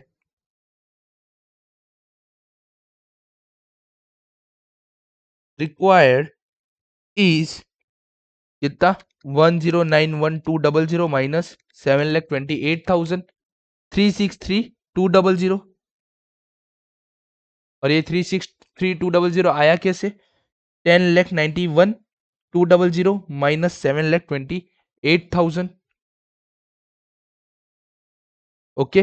तो इतना हमें एडिशनल कैपिटल लगेगा, डन। तो हमें कैलकुलेट करना था एडिशनल वर्किंग कैपिटल रिक्वायरमेंट, जो हमने यहाँ पे एडिशनल वर्किंग कैपिटल हमने यहाँ पे कर लिया। उसी के ही साथ ये वाला क्लोज कर देता हूँ, ये चैप्टर 5 क्वेश्चन नंबर 13 आपको वो रिवाइज वाला शीट मिल जाएगा, ठीक है, रिवाइज वाला पीडीएफ मिल जाएगा, आप टेंशन मत लेना। क्वेश्चन 13 हमारा यहाँ पे कंप्लीट हो गया इसी के ही साथ, डन। तो हमारा अराउंड अराउंड इस कॉन्सेप्ट को समझना और इसका सम गिनने में 1.25 घंटा हो गया, ठीक है। हार्डली इस क्वेश्चन को आप अगर घर पे बैठ के गिनो तो हार्डली आपको 20 to 25 मिनट्स तो भी लगेंगे। इसका 20 to 25 मिनट लगने का रीजन क्या है, सीधा रीजन है, मैं बता देता हूँ। पहले तो ये इतनी मगजमारी ज्यादा करनी है करंट असेट के अंदर, और इतनी मगजमारी ज्यादा करनी है। अगर आप नॉर्मल वर्किंग कैपिटल का सम 15 मिनट से 17 मिनट के अंदर गिन लेते हो तो ये एडिशनल चीज गिनने में और 4 से 5 मिनट लगती है, या मैक्स टू मैक्स 6 मिनट और लगेगी। तो ये आपका है ना 23 to 25 मिनट्स के अराउंड अराउंड सम कंप्लीट हो जाना चाहिए। एग्जाम के टाइम में भी 23 to 25 मिनट होगा, बेयर मिनिमम चलेगा। ये सम आएगा तो 10 मार्क्स के लिए आएगा। होते वैसे हमारे पास 18 मिनट है, बट थोड़ा एडजस्टमेंट करके सम के अंदर चलेंगे तो 23 मिनट आप निकाल पाएंगे इस सम के लिए, अगर अपकमिंग एग्जाम में आएगा तो। अभी तक ये सम मुझे जहां तक पता है, और मैंने पूरा पीडीएफ बनाया है ना, मुझे कहीं नहीं दिखा ये सम कभी भी है ना आरटीपी में 21 के अलावा कहीं और पूछा गया हो, ठीक है। तो क्योंकि मैंने ये पूरा का पूरा पीडीएफ कहाँ से बनाया पता है, ये मैंने आरटीपी में 90, अगर आरटीपी में 90 से पहले पूछा है तो मुझे नहीं पता है, बट आरटीपी में 90 के बाद कभी भी ये सम है ना आपका क्वेश्चन पेपर में नहीं आया है, ठीक है। तो मे बी चांसेस के क्वेश्चन पेपर में ये सम आपका आ जाए। आपको ये वाला होमवर्क करना है, वो तो मैंने बोल ही दिया है, ठीक है। तो इलिस्ट्रेशन नंबर 5 आप होमवर्क में देख लेना, ओके। स्क्रीन नहीं दिख रही होगी आपको, 1 मिनट, स्क्रीन अभी आ जाएगी। रीजन क्या है, थोड़ा है ना आईपैड हैंग कर रहा था तो थोड़ा है ना 2-3 चीजें बंद कर दी, ठीक है। चैप्टर 5 का ये पीडीएफ भी हमारा कंप्लीट हो गया, मतलब कि अब हमारे 100% कॉन्सेप्ट कंप्लीट हो गए। अब हमारे जितने भी सम बाकी है ना उसमें से अराउंड अराउंड 10 से 12 सम हम गिनाएंगे, बाकी सब आपका होमवर्क होगा, ठीक है। जो सम हम नहीं गिनाने वाले ना वो आप होमवर्क में ही समझ लेना, डन। बाकी मैं यहाँ पे ट्राई करूंगा मैक्सिमम जितने सम हो सके उतने सम यहाँ पे हम गिने। एंड नेक्स्ट लेक्चर में जितने भी यूनिक लेवल के सम है, जैसे कि ये वाला सम हमारे लिए यूनिक लेवल का है, क्वेश्चन नंबर 4, ये हम गिनेंगे। बाद में ये क्वेश्चन नंबर 2 भी हम गिनेंगे। ये सब हमारे लास्ट सेकेंड लेक्चर में होगा, मतलब कि अब आज सो मंडे है, मंडे ट्यूसडे, मतलब कि 3 से 4 लेक्चर, मतलब कि हार्डली हमें है ना फ्राइडे से पहले पहले ये सब्जेक्ट हमें सब्जेक्ट का ये चैप्टर हमें खत्म करना है, ठीक है। तो अभी एक आध सम गिनना है, तो कौन सा स्टार्ट करें, मैं फाइंड आउट करके अपने वो सम स्टार्ट कर लेते हैं। क्वेश्चन नंबर 24 स्टार्ट करते हैं। Kalyan limited has provide you the following information for the year 21-22, 21-22 की उसने हमें डिटेल दी दी है। By working at 60% of its capacity the company was able to generate a sale of rupees 72 lakh. 60% की कैपेसिटी से उन्होंने 72 लाख का आउटपुट जनरेट किया है, मतलब कि ये सेल्स हमारा है, सेल्स रेवेन्यू है। इतना सेल्स रेवेन्यू हमने ड्यूरिंग द ईयर 21-22 में 60% कैपेसिटी का यूज करके हमने जनरेट किया है। Direct labour cost per unit ₹20 per unit, direct material cost per unit 40% of the selling price per unit, ठीक है, दे दिया है। Selling price was 3 times the direct labour cost per unit, okay, selling price भी दे दिया है कितना है, okay. Profit margin was 25% on a total cost का 25% है, ठीक है। फॉर द ईयर 22-23 के लिए बोला है। Production and sale will be increase in 90% of its products capacity. पहले 60 पे काम करते थे, अब 90 पे काम करेंगे। Raw material per unit price will remain unchange, raw material का प्राइस है वो अनचेंज रहेगा। Direct expense per unit will increase by 15%, मतलब कि लास्ट ईयर हम जो डायरेक्ट एक्सपेंस पे करते थे उससे हमारा राइट नाउ 50% से हमारा इंक्रीज हो जाएगा। Direct labour per unit will increase by 10%, direct labour हमारा लास्ट ईयर से 10% इंक्रीज हो जाएगा। Despite the fluctuation in the cost structure the company wants to maintain the same profit margin on a sale. Company क्या कितना भी coast structure हिल जाए, हमारा जो 25% हम टोटल कोस्ट पे लगाते उतना प्रॉफिट अभी भी हम कमाना चाहते हैं। Raw material will be stock for a 1 month, raw material का स्टॉक 1 मंथ के लिए रहता है, ठीक है। and finished goods will remain stock for 2 months, production cycle for 2 months, okay, credit period allowed by supplier 2 months, sale are made for a 3 zone, sale 3 zone पे होती है, ए बी सी 50-30-20%, और हर जगह का क्रेडिट पीरियड अलग है और एक जगह कैश सेल है। There are no cash purchases, कोई भी परचेसेस हमारे यहाँ कैश नहीं होती है, कैश बैलेंस इतना है। The company plan to apply working capital for a 22-23, ठीक है, 22-23 का हमें कोई डेटा नहीं दिया, 21-22 पर से हमें 22-23 का डेटा बनाना पड़ेगा और सिर्फ हमें 22-23 का ही वर्किंग कैपिटल कैलकुलेट करना है। बाद में estimate net working capital of the company receivable to the taken of a sale, okay, क्या बोला है, कंपनी का जो रिसीवेबल है ना वो हम सेल्स पे लेंगे, जो हमने सेल किया है ना उसके ऊपर लेंगे, मतलब कि सेल्स रेवेन्यू पे लेंगे। अभी तक हम क्या रिसीवेबल किस पे लेते थे, डेटर्स क्रेडिट टोटल कॉस्ट पे, बट यहाँ पे सबने टू बी स्पेसिफिक ओके क्या बोला है, receivables to be taken on a sale. अब एंड ऑल्सो कंप्यूट, ये वाली लाइन रिमूव कर देना,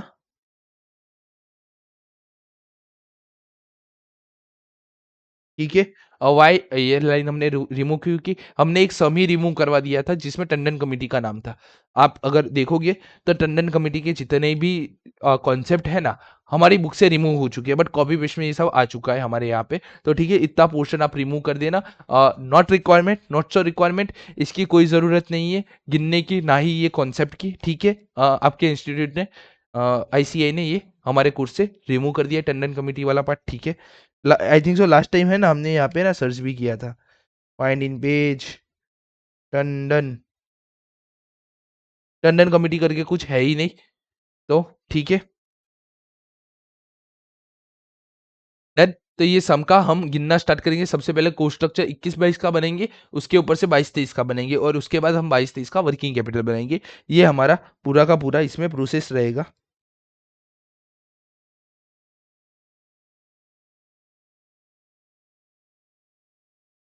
क्वेश्चन नंबर 24 था ना, यस, क्वेश्चन नंबर 24 ये अभी हमारा कंप्लीट हो जाएगा। छोटू मोटू सा सम है, एक कोस्टिंग का सम हमारे आते हैं ना कि इसमें से इतना परसेंट और वो वैसा ही है, कोई ज्यादा हार्डशिप नहीं है, ठीक है। हम सबसे पहले क्या बनाएंगे, हम सबसे पहले बनाएंगे coast sheet,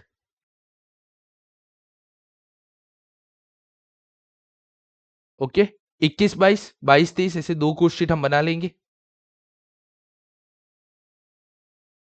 21-22 and 22-23 per unit और अमाउंट। पर यूनिट क्यों बना रहे हैं, क्योंकि काफी चीजें हमें वहां पे पर यूनिट में दी है जिसमें हमें पर यूनिट में चेंज करना है, तो पर यूनिट अमाउंट, ठीक है। सबसे पहला हमें सब में एक एक करके हम वैल्यू लिखना स्टार्ट करते हैं। By a working of a 60% इस capacity was able to generate a sales 72 lakh, अभी इसका काम नहीं है। Direct labour cost per unit amount to 20 rupees per unit, तो सबसे पहले हमारा आता है डायरेक्ट वेजिस। डायरेक्ट वेजिस के बाद क्या आएगा हमारा डायरेक्ट लेबर, डायरेक्ट लेबर हमारा है 20 रुपीज पर यूनिट, डन। यहाँ पे हमारा यूनिट, अभी हमें यूनिट भी नहीं पता है कितने, ठीक है। तो कोस्ट का हो गया। Direct material cost per unit was a 40% of a selling price per unit, जो हमारा डायरेक्ट मटेरियल कोस्ट है वो 40% ऑफ है सेलिंग प्राइस का, तो हमें सबसे पहले सेलिंग प्राइस हमें ढूंढना पड़ेगा कि सेलिंग प्राइस कैसे ढूंढेंगे, तो वो अभी हम आगे बताऊंगा कैसे ढूंढते हैं, ठीक है। तो ये क्या बोला है डायरेक्ट, एक मिनट, ये हमारा है डायरेक्ट मटेरियल, डायरेक्ट मटेरियल के लिए क्या बोला है 40% of selling price, done. Selling price के बारे में बता रहे हैं, selling price was a 3 times the direct labour cost per unit, तो हमारा जो सेलिंग प्राइस है ना वो 3 टाइम्स है डायरेक्ट लेबर से, तो डायरेक्ट लेबर 20 है, तो हमारा सेलिंग प्राइस कितना होगा 60 रुपीज, और 60 रुपीज का 40% ये कितना होगा हमारा 24 रुपीज, ठीक है। तो ये हमारा हो जाएगा 24 रुपीज पर यूनिट, डन। क्या किया, यहाँ पे बोला था selling price per unit is was a 3 times to the direct labour cost, direct labour cost 20 rupees हमें दिया है, 20 का 3, तो ये हमारा हो गया 60 रुपीज पर यूनिट का प्राइस है, और इसका 40% में करूंगा तो मुझे मिल जाएगा डायरेक्ट वेजेस, अरे डायरेक्ट लेबर भी नहीं, direct material cost per unit 25 rupees, 24 rupees. Profit margin was a 25% on a total cost. Profit margin है हमारे 25 rupees per 25% on the total cost. तो क्या करते हैं, 4 5 लाइन 6 लाइन छोड़ के यहाँ पे हमारा आ जाएगा टोटल कॉस्ट, ठीक है। देन हमारा आएगा प्रॉफिट, और प्रॉफिट के बाद हमारा आएगा सेलिंग प्राइस, सेल्स। सेल्स कितना है 20 × 3, तो ये हमारा हो जाएगा यहाँ पे 16। प्रॉफिट क्या बोला है, profit margin was a 25% on a total cost.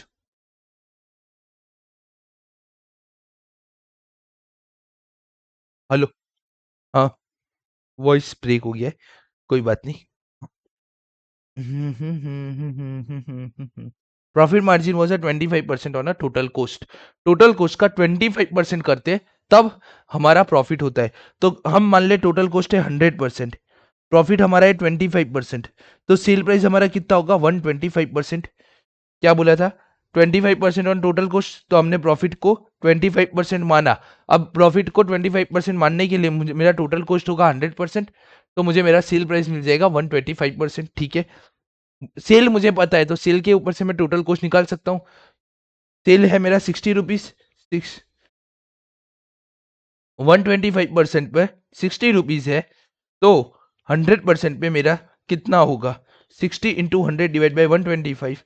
तो ये कितना आएगा, 60 × 100 डिवाइड बाई 125, ये हमारा आएगा 48 रुपीज, ठीक है। टोटल कॉस्ट हमें मिल गया 48 रुपीज, डन। और प्रॉफिट हमारा आ जाएगा 48 माइनस 60 रुपीज, 12 रुपीज हमारा प्रॉफिट है। टोटल कॉस्ट मुझे 48 रुपीज मिल गया है। एंड आप देखोगे ना, direct wages and direct labour का टोटल होता है 20, और 24 एंड 20 44 रुपीज। टोटल कॉस्ट है 48, मतलब कि 4 रुपए बैलेंसिंग फिगर है, तो इसको हम डायरेक्ट एक्सपेंस अजम्पशन ले लेंगे। डायरेक्ट एक्सपेंस 4 रुपीज, ये क्या हमें मिला, बैलेंसिंग फिगर, डन डन। अब टोटल वैल्यू भी ढूंढना है, तो हमें सबसे पहले यूनिट्स निकालना पड़ेगा। यूनिट्स 21 22, तो टोटल सेल हमारा था 72 लाख रुपीज का, divide by 16 rupees per unit. 72 lakh divide by 16, तो ये हमारा हो गया 1,20,000 यूनिट हमने ड्यूरिंग द ईयर हमने सोल्ड किए है। तो यहाँ पे हमारा आ गया 1,20,000 यूनिट, छोड़ो इसको अभी। अब 22 23 में ये 60% कैपेसिटी पे थे, 22 23 में हम क्या करेंगे, 90% कैपेसिटी यूज कर लेंगे, ठीक है। यही बोला था सम के अंदर। यहाँ पे 60% कैपेसिटी है, production and sale will increase to 90% of its capacity. तो क्या होगा, 60% कैपेसिटी पे 1,20,000 यूनिट बने, सोल्ड हुए, तो 90% कैपेसिटी पे हमारे कितने यूनिट बनेंगे, तो ये हमारा हो जाएगा 1,20,000 इंटू 90 डिवाइड बाई 60। तो ये हमारा हो जाएगा 1,20,000 इंटू 90 डिवाइड बाई 60, ये आपके हो जाएंगे 1,80,000 यूनिट। मतलब कि अब दोनों के यूनिट हमें मिल गए। 21 22 में हम बनाएंगे 1,20,000 यूनिट हमने बनाए थे, और 22 23 में हमारे यूनिट हो गए 1,80,000, डन। अब एक एक करके पहले क्वेश्चन बना देते 21 22 की। 1,20,000 इंटू 24, तो ये आपका हो गया, भाई ज्यादा हो रहा है, ठीक है कोई बात नहीं, पूरा ही लिख देते इस बार, 28,80,000 रुपए। मैं सोच रहा था रुपीज इन लैख लिख दूं, पर ठीक है चलो जा रहे दो। 20 रुपीज, 24 लाख रुपीज, 4 रुपीज, तो ये आपका हो जाएगा 4,80,000, डन। आपका total cost GT grand total, तो आपका टोटल कॉस्ट हो जाएगा 57,60,000, डन। आपका प्रॉफिट होगा 57,60,000 का 25%, 14,14,000 हमारा आ जाएगा, 14,14,000, ये हमारा आ गया प्रॉफिट। 14,40,000 प्लस 70, तो ये हमारा हो जाएगा 5760 प्लस 1440, 72 लाख का हमारा सेल आ जाएगा। ओके, सेल हमारा मैच हो गया, मतलब हमारा पूरा का पूरा हमारा कोस्ट का जो ये स्ट्रक्चर हमने कोस्ट शीट बनाया है, ये प्रॉपर है, डन। अब 22-23 के लिए बात कर लेते हैं। 90% उसकी कैपेसिटी है, वो हमने ढूंढ लिया, 1,80,000 यूनिट है।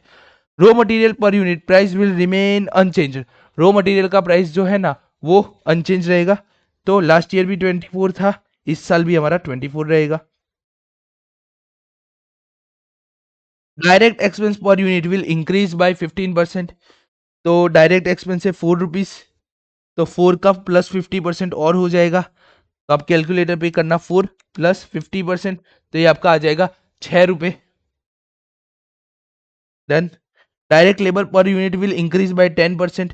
तो डायरेक्ट लेबर है 20 रुपए की, प्लस 10%, तो ये हमारा आ जाएगा 21 रुपए। डन। नहीं, अरे 22 रुपए, 10% है ना, 22 रुपए, 20 + 10% 22 rupees. Done. Despite the fluctuation in the cost structure, the company wants to maintain the same profit margin on the sale। ठीक है, तो यहां पे भी हमारा कोस्ट रहेगा 100%। कोस्ट हमारा रहेगा 100%, प्रॉफिट हमारा होगा 25%, एंड हमारा टोटल सेल जो हो जाएगा, सेल का value 125% of total cost. Done. तो अब एक एक करके गिनना स्टार्ट करते। 1,80,000 इंटू 24, तो ये आपका हो जाएगा 43,20,000। इंटू 22 करूंगा तो ये आपका हो जाएगा, अरे 1,80,000 इंटू 22, तो ये आपका हो जाएगा 39,60,000। इंटू 6, तो ये आपका हो जाएगा 10,80,000। ग्रांड टोटल प्लस 43,20,000, तो ये आपका हो गया 93,60,000। 93,60,000 का 25% में कर दूंगा तो आपको मिल जाएगा 23,40,000 का प्रॉफिट। और इन दोनों का ग्रांड टोटल करूंगा तो आपको टोटल सेल मिल जाएगा 93,60,000 प्लस 23,40,000, ये आपका हो जाएगा 1,17,00,000 रुपए total sale. Okay, total amount है मेरे पास, मुझे यूनिट पता है 1,80,000 है, यूनिट हमने प्रोडक्शन किए, तो पर यूनिट का प्राइस भी मुझे मिल जाएगा। तो 93,60,000 डिवाइड बाई 1,80,000, ये आपका हो जाएगा 52 रुपीज। 52 का 25% में करूंगा तो ये आपका हो जाएगा 13 रुपए। ग्रांड टोटल ये हो जाएगा 65 रुपीज। डन। तो देखो, आपका सेलिंग प्राइस चेंज हो गया, बट आपका प्रॉफिट मार्जिन ऑन कोस्ट 25% ही रह रहा है। तो ये हमारा सम सही जा रहा है। टाइम क्या हुआ है भाई साहब? कोई नहीं, अभी तो हम गिनने वाले हैं आज सम, ये अभी एक सम गिनने ही वाले हैं हम। अब हम वर्किंग कैपिटल ढूंढ लेते हैं, कोस्ट तो हमें मिल गया, अब वर्किंग कैपिटल की बात कर लेते हैं। Working working capital, current asset, current liabilities.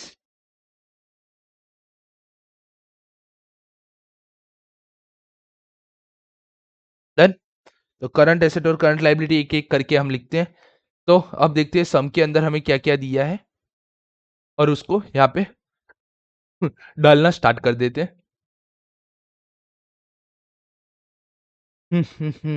Raw material will be stock for a 1 month. अरे रे, चार्जिंग भी नहीं है पेंसिल में। ये हमारा लास्ट सम है और 1.5 घंटे हो गए, मतलब कि ये सम करते करते और 10 मिनट हो जाएंगे। देन मुझे मेरा पेंसिल भी चार्ज करना है। तो ये हमारा लास्ट लेक्चर रहेगा, अरे ये हमारा लास्ट सम रहेगा आज का। करंट एसेट के बारे में बोला है 1 महीने का है, तो करंट एसेट का रॉ मटेरियल 1 महीने का है, तो रॉ मटेरियल 1 मंथ का है। टोटल रॉ मटेरियल हमने कितना यूज किया है? तो टोटल रॉ मटेरियल हमने यूज किया है 43,20,000 का। ठीक है, हमें 22-23 का बनाना है, 22-23, तो हमें 22-23 के ही अमाउंट लेने हैं। 43,20,000 इंटू कितने मंथ है? 1 मंथ, इंटू 1/12, 43,20,000 डिवाइड बाई 12, तो ये आपका हो जाएगा 3,60,000 रुपए।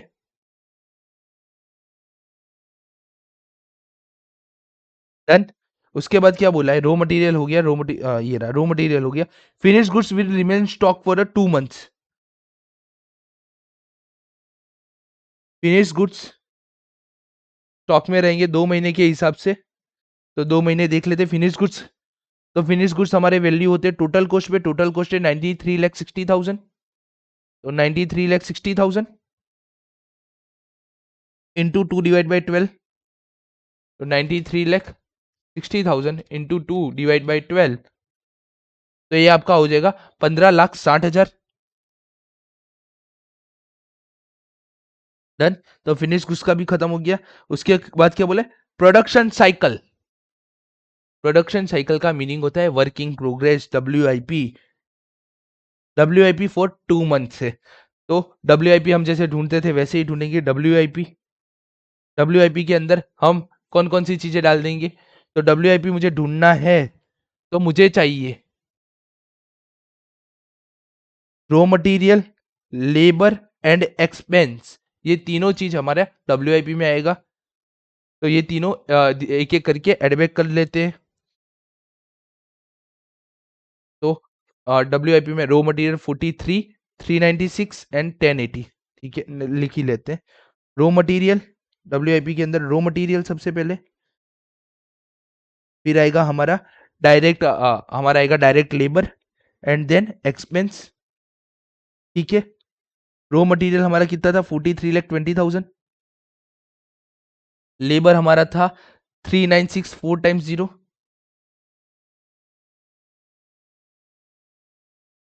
एंड एक्सपेंस हमारा था 10,80,000, 10,80,000, 10,18,000। डन, ठीक है। देन WIP के यहाँ पे कहीं पे भी सम के अंदर परसेंटेज हमने अभी तक पढ़े नहीं ना दिए हैं, तो क्या करना है, पहले ही बोला था, जब भी अगर WIP का प्रोडक्शन साइकिल दे दिया लेकिन परसेंटेज की बात नहीं की, तो रॉ मटेरियल वैल्यूड होगा 100% के ऊपर, लेबर हमारा वैल्यू होगा 50% के ऊपर, और एक्सपेंस हमारा वैल्यू होगा, एंड डायरेक्ट एक्सपेंस हमारा वैल्यू होगा 50% के ऊपर। डन। अब मल्टीप्लाई बाय इनका पीरियड, तो इनका पीरियड लिख लेते हैं, कितना था, 2 मंथ्स का ये रहते हैं, तो 2 divide by 12, 2 divide by 12, 2 divide by 12, 43,20,000 into 2 divide by 12, ये आपका हो जाएगा 72 नहीं, 7,20,000।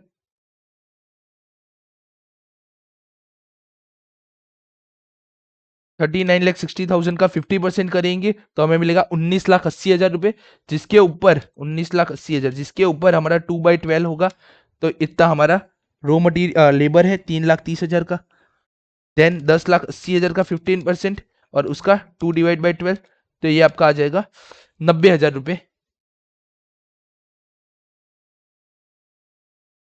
और WIP का इन टोटल आ जाएगा 7,20,000 मटीरियल, 3,30,000 के 3,30,000 का लेबर और 90,000 का एक्सपेंस, तो ये आपका आ जाएगा 11,40,000 रुपए। डन। तो ये हमारा WIP भी आ गया। Credit period allowed by supplier 2 month. Creditor ने हमें बोला भाई तू 2 महीने के लिए उधार ले जा माल, तो क्रेडिटर्स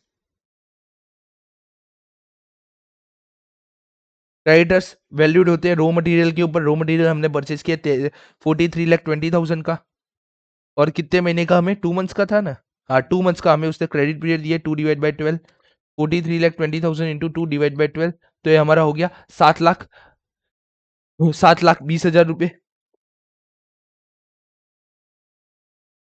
तो ये हमें हमारा क्रेडिटर्स मिल गया, और हमने ये जो क्रेडिटर्स ढूंढा है ये गलत है।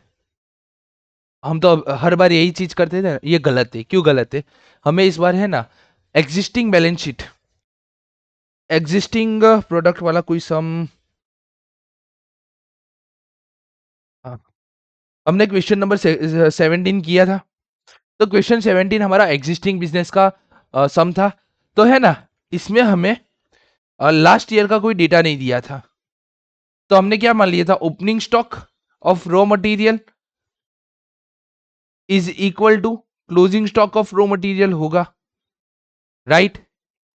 अगर इस सम के अंदर भी, ये जो हमारा सम है, इस सम के अंदर भी अगर इस साल हम हमारा प्रोडक्शन 1,20,000 रुपए करते, तो क्या होता, हमारा ओपनिंग और closing stock of raw material same होता। बट इस बार हमने 60,000 से यूनिट्स बढ़ा दी है, तो क्या मेरा raw material, closing stock of raw material और opening stock of raw material same होगा? नहीं होगा।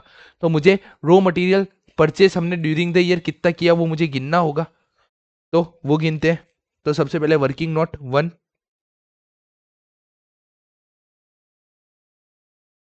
रॉ मटेरियल कंज्यूम हम कैसे ढूंढते? तो रॉ मटेरियल कंज्यूम ढूंढने के लिए हम करते हैं ओपनिंग स्टॉक प्लस क्लोजिंग, अरे opening stock plus raw material purchase minus closing stock. Done. अब एग्जिस्टिंग बिजनेस के सब में जब कुछ नहीं दिया होता था ना, तो ओपनिंग स्टॉक और क्लोजिंग स्टॉक है ना सेम हो जाता था। तो रॉ मटेरियल हम जितना परचेस करते थे ना ड्यूरिंग द ईयर, उतना ही हमारा रॉ मटेरियल कंज्यूम हमें मिल जाता था, ठीक है। क्योंकि हमारा अजम्पशन था कि ओपनिंग स्टॉक और क्लोजिंग स्टॉक हमारा या तो रिमेन सेम है या तो रिमेन जीरो है।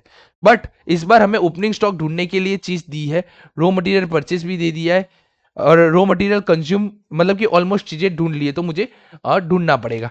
तो सबसे पहले रॉ मटेरियल कंज्यूम हमने ड्यूरिंग द ईयर कितना किया, तो हमारी कोस्ट शीट के हिसाब से 43,20,000 का हमने रॉ मटेरियल का कंजम्पशन कर दिया है। तो रॉ मटेरियल का कंजम्पशन हमने किया है 43,20,000 का। अब मुझे opening stock of raw material चाहिए, तो सम के अंदर क्या चीज बोली है? सम के अंदर क्या बोला है कि हम जो है ना रॉ मटेरियल का स्टॉक कितने टाइम का रखते हैं? 1 मंथ का रखते हैं। Raw material will be stock in 1 month, मतलब कि हमारा क्लोजिंग स्टॉक भी 1 मंथ का होगा। तो अगर मुझे ओपनिंग स्टॉक ढूंढना है, तो लास्ट टाइम का जो मेरा रॉ मटेरियल कंजम्पशन है 28,80,000 का, उसका मैं 1/12 करूंगा, तो लास्ट ईयर का जो क्लोजिंग स्टॉक है मेरा इस ईयर का ओपनिंग स्टॉक बन जाएगा, प्लस रॉ मटेरियल परचेस तो मुझे ढूंढना ही है, minus closing stock. Raw material का क्लोजिंग स्टॉक हमने 1/12 करके पहले ही ढूंढ लिया 3,60,000 का, तो मैं वो यहाँ पे लिख दूं 3,60,000। 43,20,000, 28,80,000 डिवाइड बाई 12, तो ये आपका हो गया 2,40,000 रुपए, plus raw material purchase minus 3,60,000। तो आपका अल्टीमेटली रॉ मटेरियल परचेस कितना हो जाएगा वो अपने गिन लेते हैं। रॉ मटेरियल परचेस 240 माइनस 360, ये आपका हो गया 1,20,000। 43,20,000 प्लस 1,20,000, ये आपका हो गया 44,40,000। डन। तो ये आपका रॉ मटेरियल परचेस आपको मिल गया, ठीक है। तो अब आपका क्रेडिटर्स हम कैलकुलेट कर सकते हैं। 44,40,000 into 2 divide by 12, 44,40,000 into 2 divide by 12, ये हमारा हो जाएगा 7,14,000। कितना? 7,40,000 हमारा हो जाएगा क्रेडिटर्स का पेमेंट। डन। तो क्रेडिटर्स का भी हमारा तामझाम खत्म हो गया यहाँ पे। अब हमें है ना रिसीवेबल्स के लिए ये चीज दी है, और रिसीवेबल के लिए कुछ बोला भी था। Receivable to be taken on the sales, हमें सेल्स पे रिसीवेबल्स लेने। तो ये वाला पोर्शन भी हम अब गिनना स्टार्ट करते हैं, ठीक है। बट उससे पहले ये वाला पोर्शन हम डाल देते हैं कि कैश बैलेंस है हमारा 1,11,000, कैश है हमारा 1,11,000। इसके लिए हमने लिया है वर्किंग नोट 1, वर्किंग नोट 2 बनाने के लिए जगह है। वर्किंग नोट 2, इसके लिए बनेगा हमारा डेटर्स के लिए, ठीक है। डेटर्स के लिए क्या बोला है कि भाई हमारा 3 जोन में है ना सेल होता है, जोन ए, बी एंड सी, ठीक है। उसका परसेंटेज ऑफ सेल दे दिया है और मोड ऑफ क्रेडिट दे दिया है। तो मुझे सबसे पहले जोन वाइज मुझे सेल निकालना पड़ेगा। तो जोन वाइज सेल निकालने के लिए, सेल मेरा टोटल सेल था 1,17,00,000 रुपए, तो मेरा टोटल सेल है 1,17,00,000 रुपए,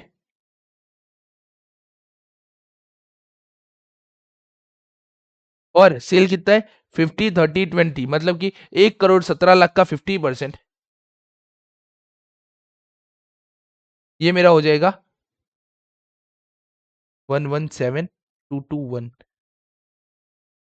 इंटू 15%, ये हमारा हो जाएगा 5850,123।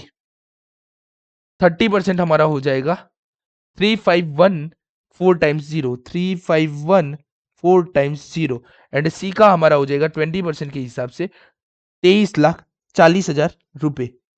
डन। क्रेडिट पीरियड देख लेते हैं, क्रेडिट पीरियड क्या है। तो क्रेडिट पीरियड है 2, 3 एंड 0। 2, 3 और यहाँ पे सब कुछ होता है कैश सेल। डन, ठीक है। अब मैं रिसीवेबल्स कैलकुलेट कर लेता हूँ, रिसीवेबल्स बोलो या डेटर्स बोलो, तो वो मैं कैलकुलेट कर लेता हूँ। कैसे हो गया, 58,50,000, 58,50,000 इंटू 2 डिवाइड बाई 12, तो आपका पहला आ गया 975,000। सेकेंड का आ जाएगा 35,10,000 इंटू 3 डिवाइड बाई 12, तो ये आपका आ जाएगा 877,500। एंड जब मैं कैश सेल करता हूं तो क्या मैं कैश सेल को वर्किंग कैपिटल में इंक्लूड करता हूं, नहीं करता हूं, तो ये डैश हो गया। तो ये हमारा आ जाएगा 975,000, 877,500, ये आपका आ जाएगा 18,525,000, 18, तो हमारा डेटर्स आ जाएगा 18,525,000, 18,52,500। ओके, टोटल ले लेते हैं, 3,60,000 प्लस 15,60,000 प्लस 11,40,000 प्लस 1,11,000। 1,11,000 थे, नहीं, हाँ 1,11,000 प्लस 18,52,500, तो ये आपका टोटल हो जाएगा 50,23,500।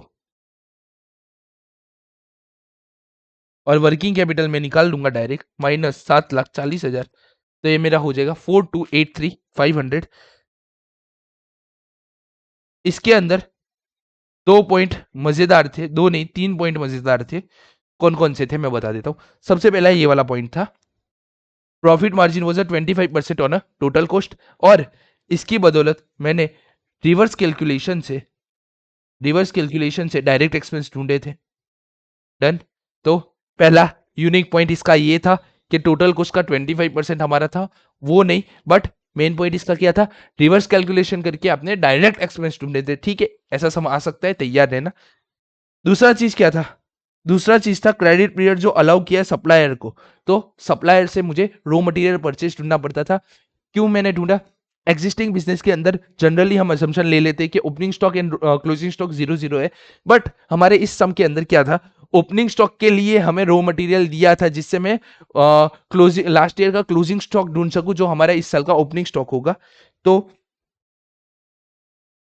मैंने ओपनिंग स्टॉक ढूंढा था, लास्ट ईयर का रॉ मटेरियल ले लिया और 1/12 का हम क्लोजिंग स्टॉक रखते हैं, तो उससे मुझे करंट ईयर का क्लोजिंग स्टॉक ओपनिंग स्टॉक मिल गया, और क्लोजिंग स्टॉक तो मैंने पहले से ही ढूंढ के रखा था। ड्यूरिंग द ईयर मैंने कंजम्पशन लिया, ये कोस्ट शीट में से मुझे मिल गया, तो मेरा रॉ मटेरियल का परचेज मुझे मिल गया था 44,40,000 रुपये। ठीक है, 90% गलती इस चीज की होगी ही होगी। ठीक है, एक यहाँ दो मिस्टेक होगी ना, तो किसी से 2 पॉइंट की मिस्टेक होगी, क्या होगी बताए, वो है ना ये वाला पार्ट इग्नोर कर देगा, मतलब ये वाला पार्ट लिखेगा ही नहीं, वो कोशिश ही नहीं करेगा 24+20 = 48 होते कि नहीं होते ये ट्राई करने की। अब जब ये पार्ट नहीं लिखेगा तो क्या होगा, यहां पे ये 6 रुपए वाला पार्ट नहीं आएगा। ठीक है, डन, तो ये एक मिस्टेक पॉइंट है। दूसरी मिस्टेक पॉइंट क्या थी, तो सेकेंड मिस्टेक पॉइंट हमारा था ये वाला पोर्शन, ये हमारा सेकंड मिस्टेक पॉइंट बनता। हमें यहाँ रॉ मटेरियल परचेज ढूंढना पड़ता, ड्यूरिंग दी ईयर हमने 60,000 यूनिट्स के लिए कितना अपना स्टॉक को एडजस्ट किया है। ठीक है, देन थर्ड, मैं इसको यूनिक पॉइंट नहीं कहूंगा, बट कोई पहली बार देख ले तो शायद डर जाए। इन लोगों ने क्या किया, इन लोगों ने जोन वाइज सेल को डिवाइड कर दिया। अब समझो आप, जोन वाइज सेल को डिवाइड कर दे और उसका क्रेडिट पीरियड अलग कर दे, तो मैं अलग अलग ढूंढ लूंगा ना। अभी तक अगर मुझे 2 मंथ्स दिया होता तो मैं क्या करता, 1,17,00,000 into 2 divide by 12। But in लोगों ने क्या किया, इन लोगों ने होशियारी मार के मेरे को क्या बोला, भाई ए बी और सी, उसमें से भी ए का पीरियड अलग दे दिया, बी का पीरियड अलग दे दिया, और सी में बोल दिया कैश सेल। हमें पता है, हमने सम पहले किए थे, 1/5 कैश सेल होता था तो हम उसको वर्किंग कैपिटल में क्या करते थे, इग्नोर करते थे, तो यहाँ पे भी हम क्या करेंगे, इग्नोर करेंगे। और 2 और 3 के हिसाब से इन दोनों का मैं ढूंढ दूंगा। मतलब कि ये यूनिक पॉइंट नहीं था, बट ऊपर वाले 2 पॉइंट थे ना, वो क्रुशियल थे जहां पे लोग मिस्टेक कर सकते थे। ठीक है, हमारा लेक्चर हुआ है 1 hour 48 मिनट, तो अब पेंसिल का हाल डाउन हो चुका है।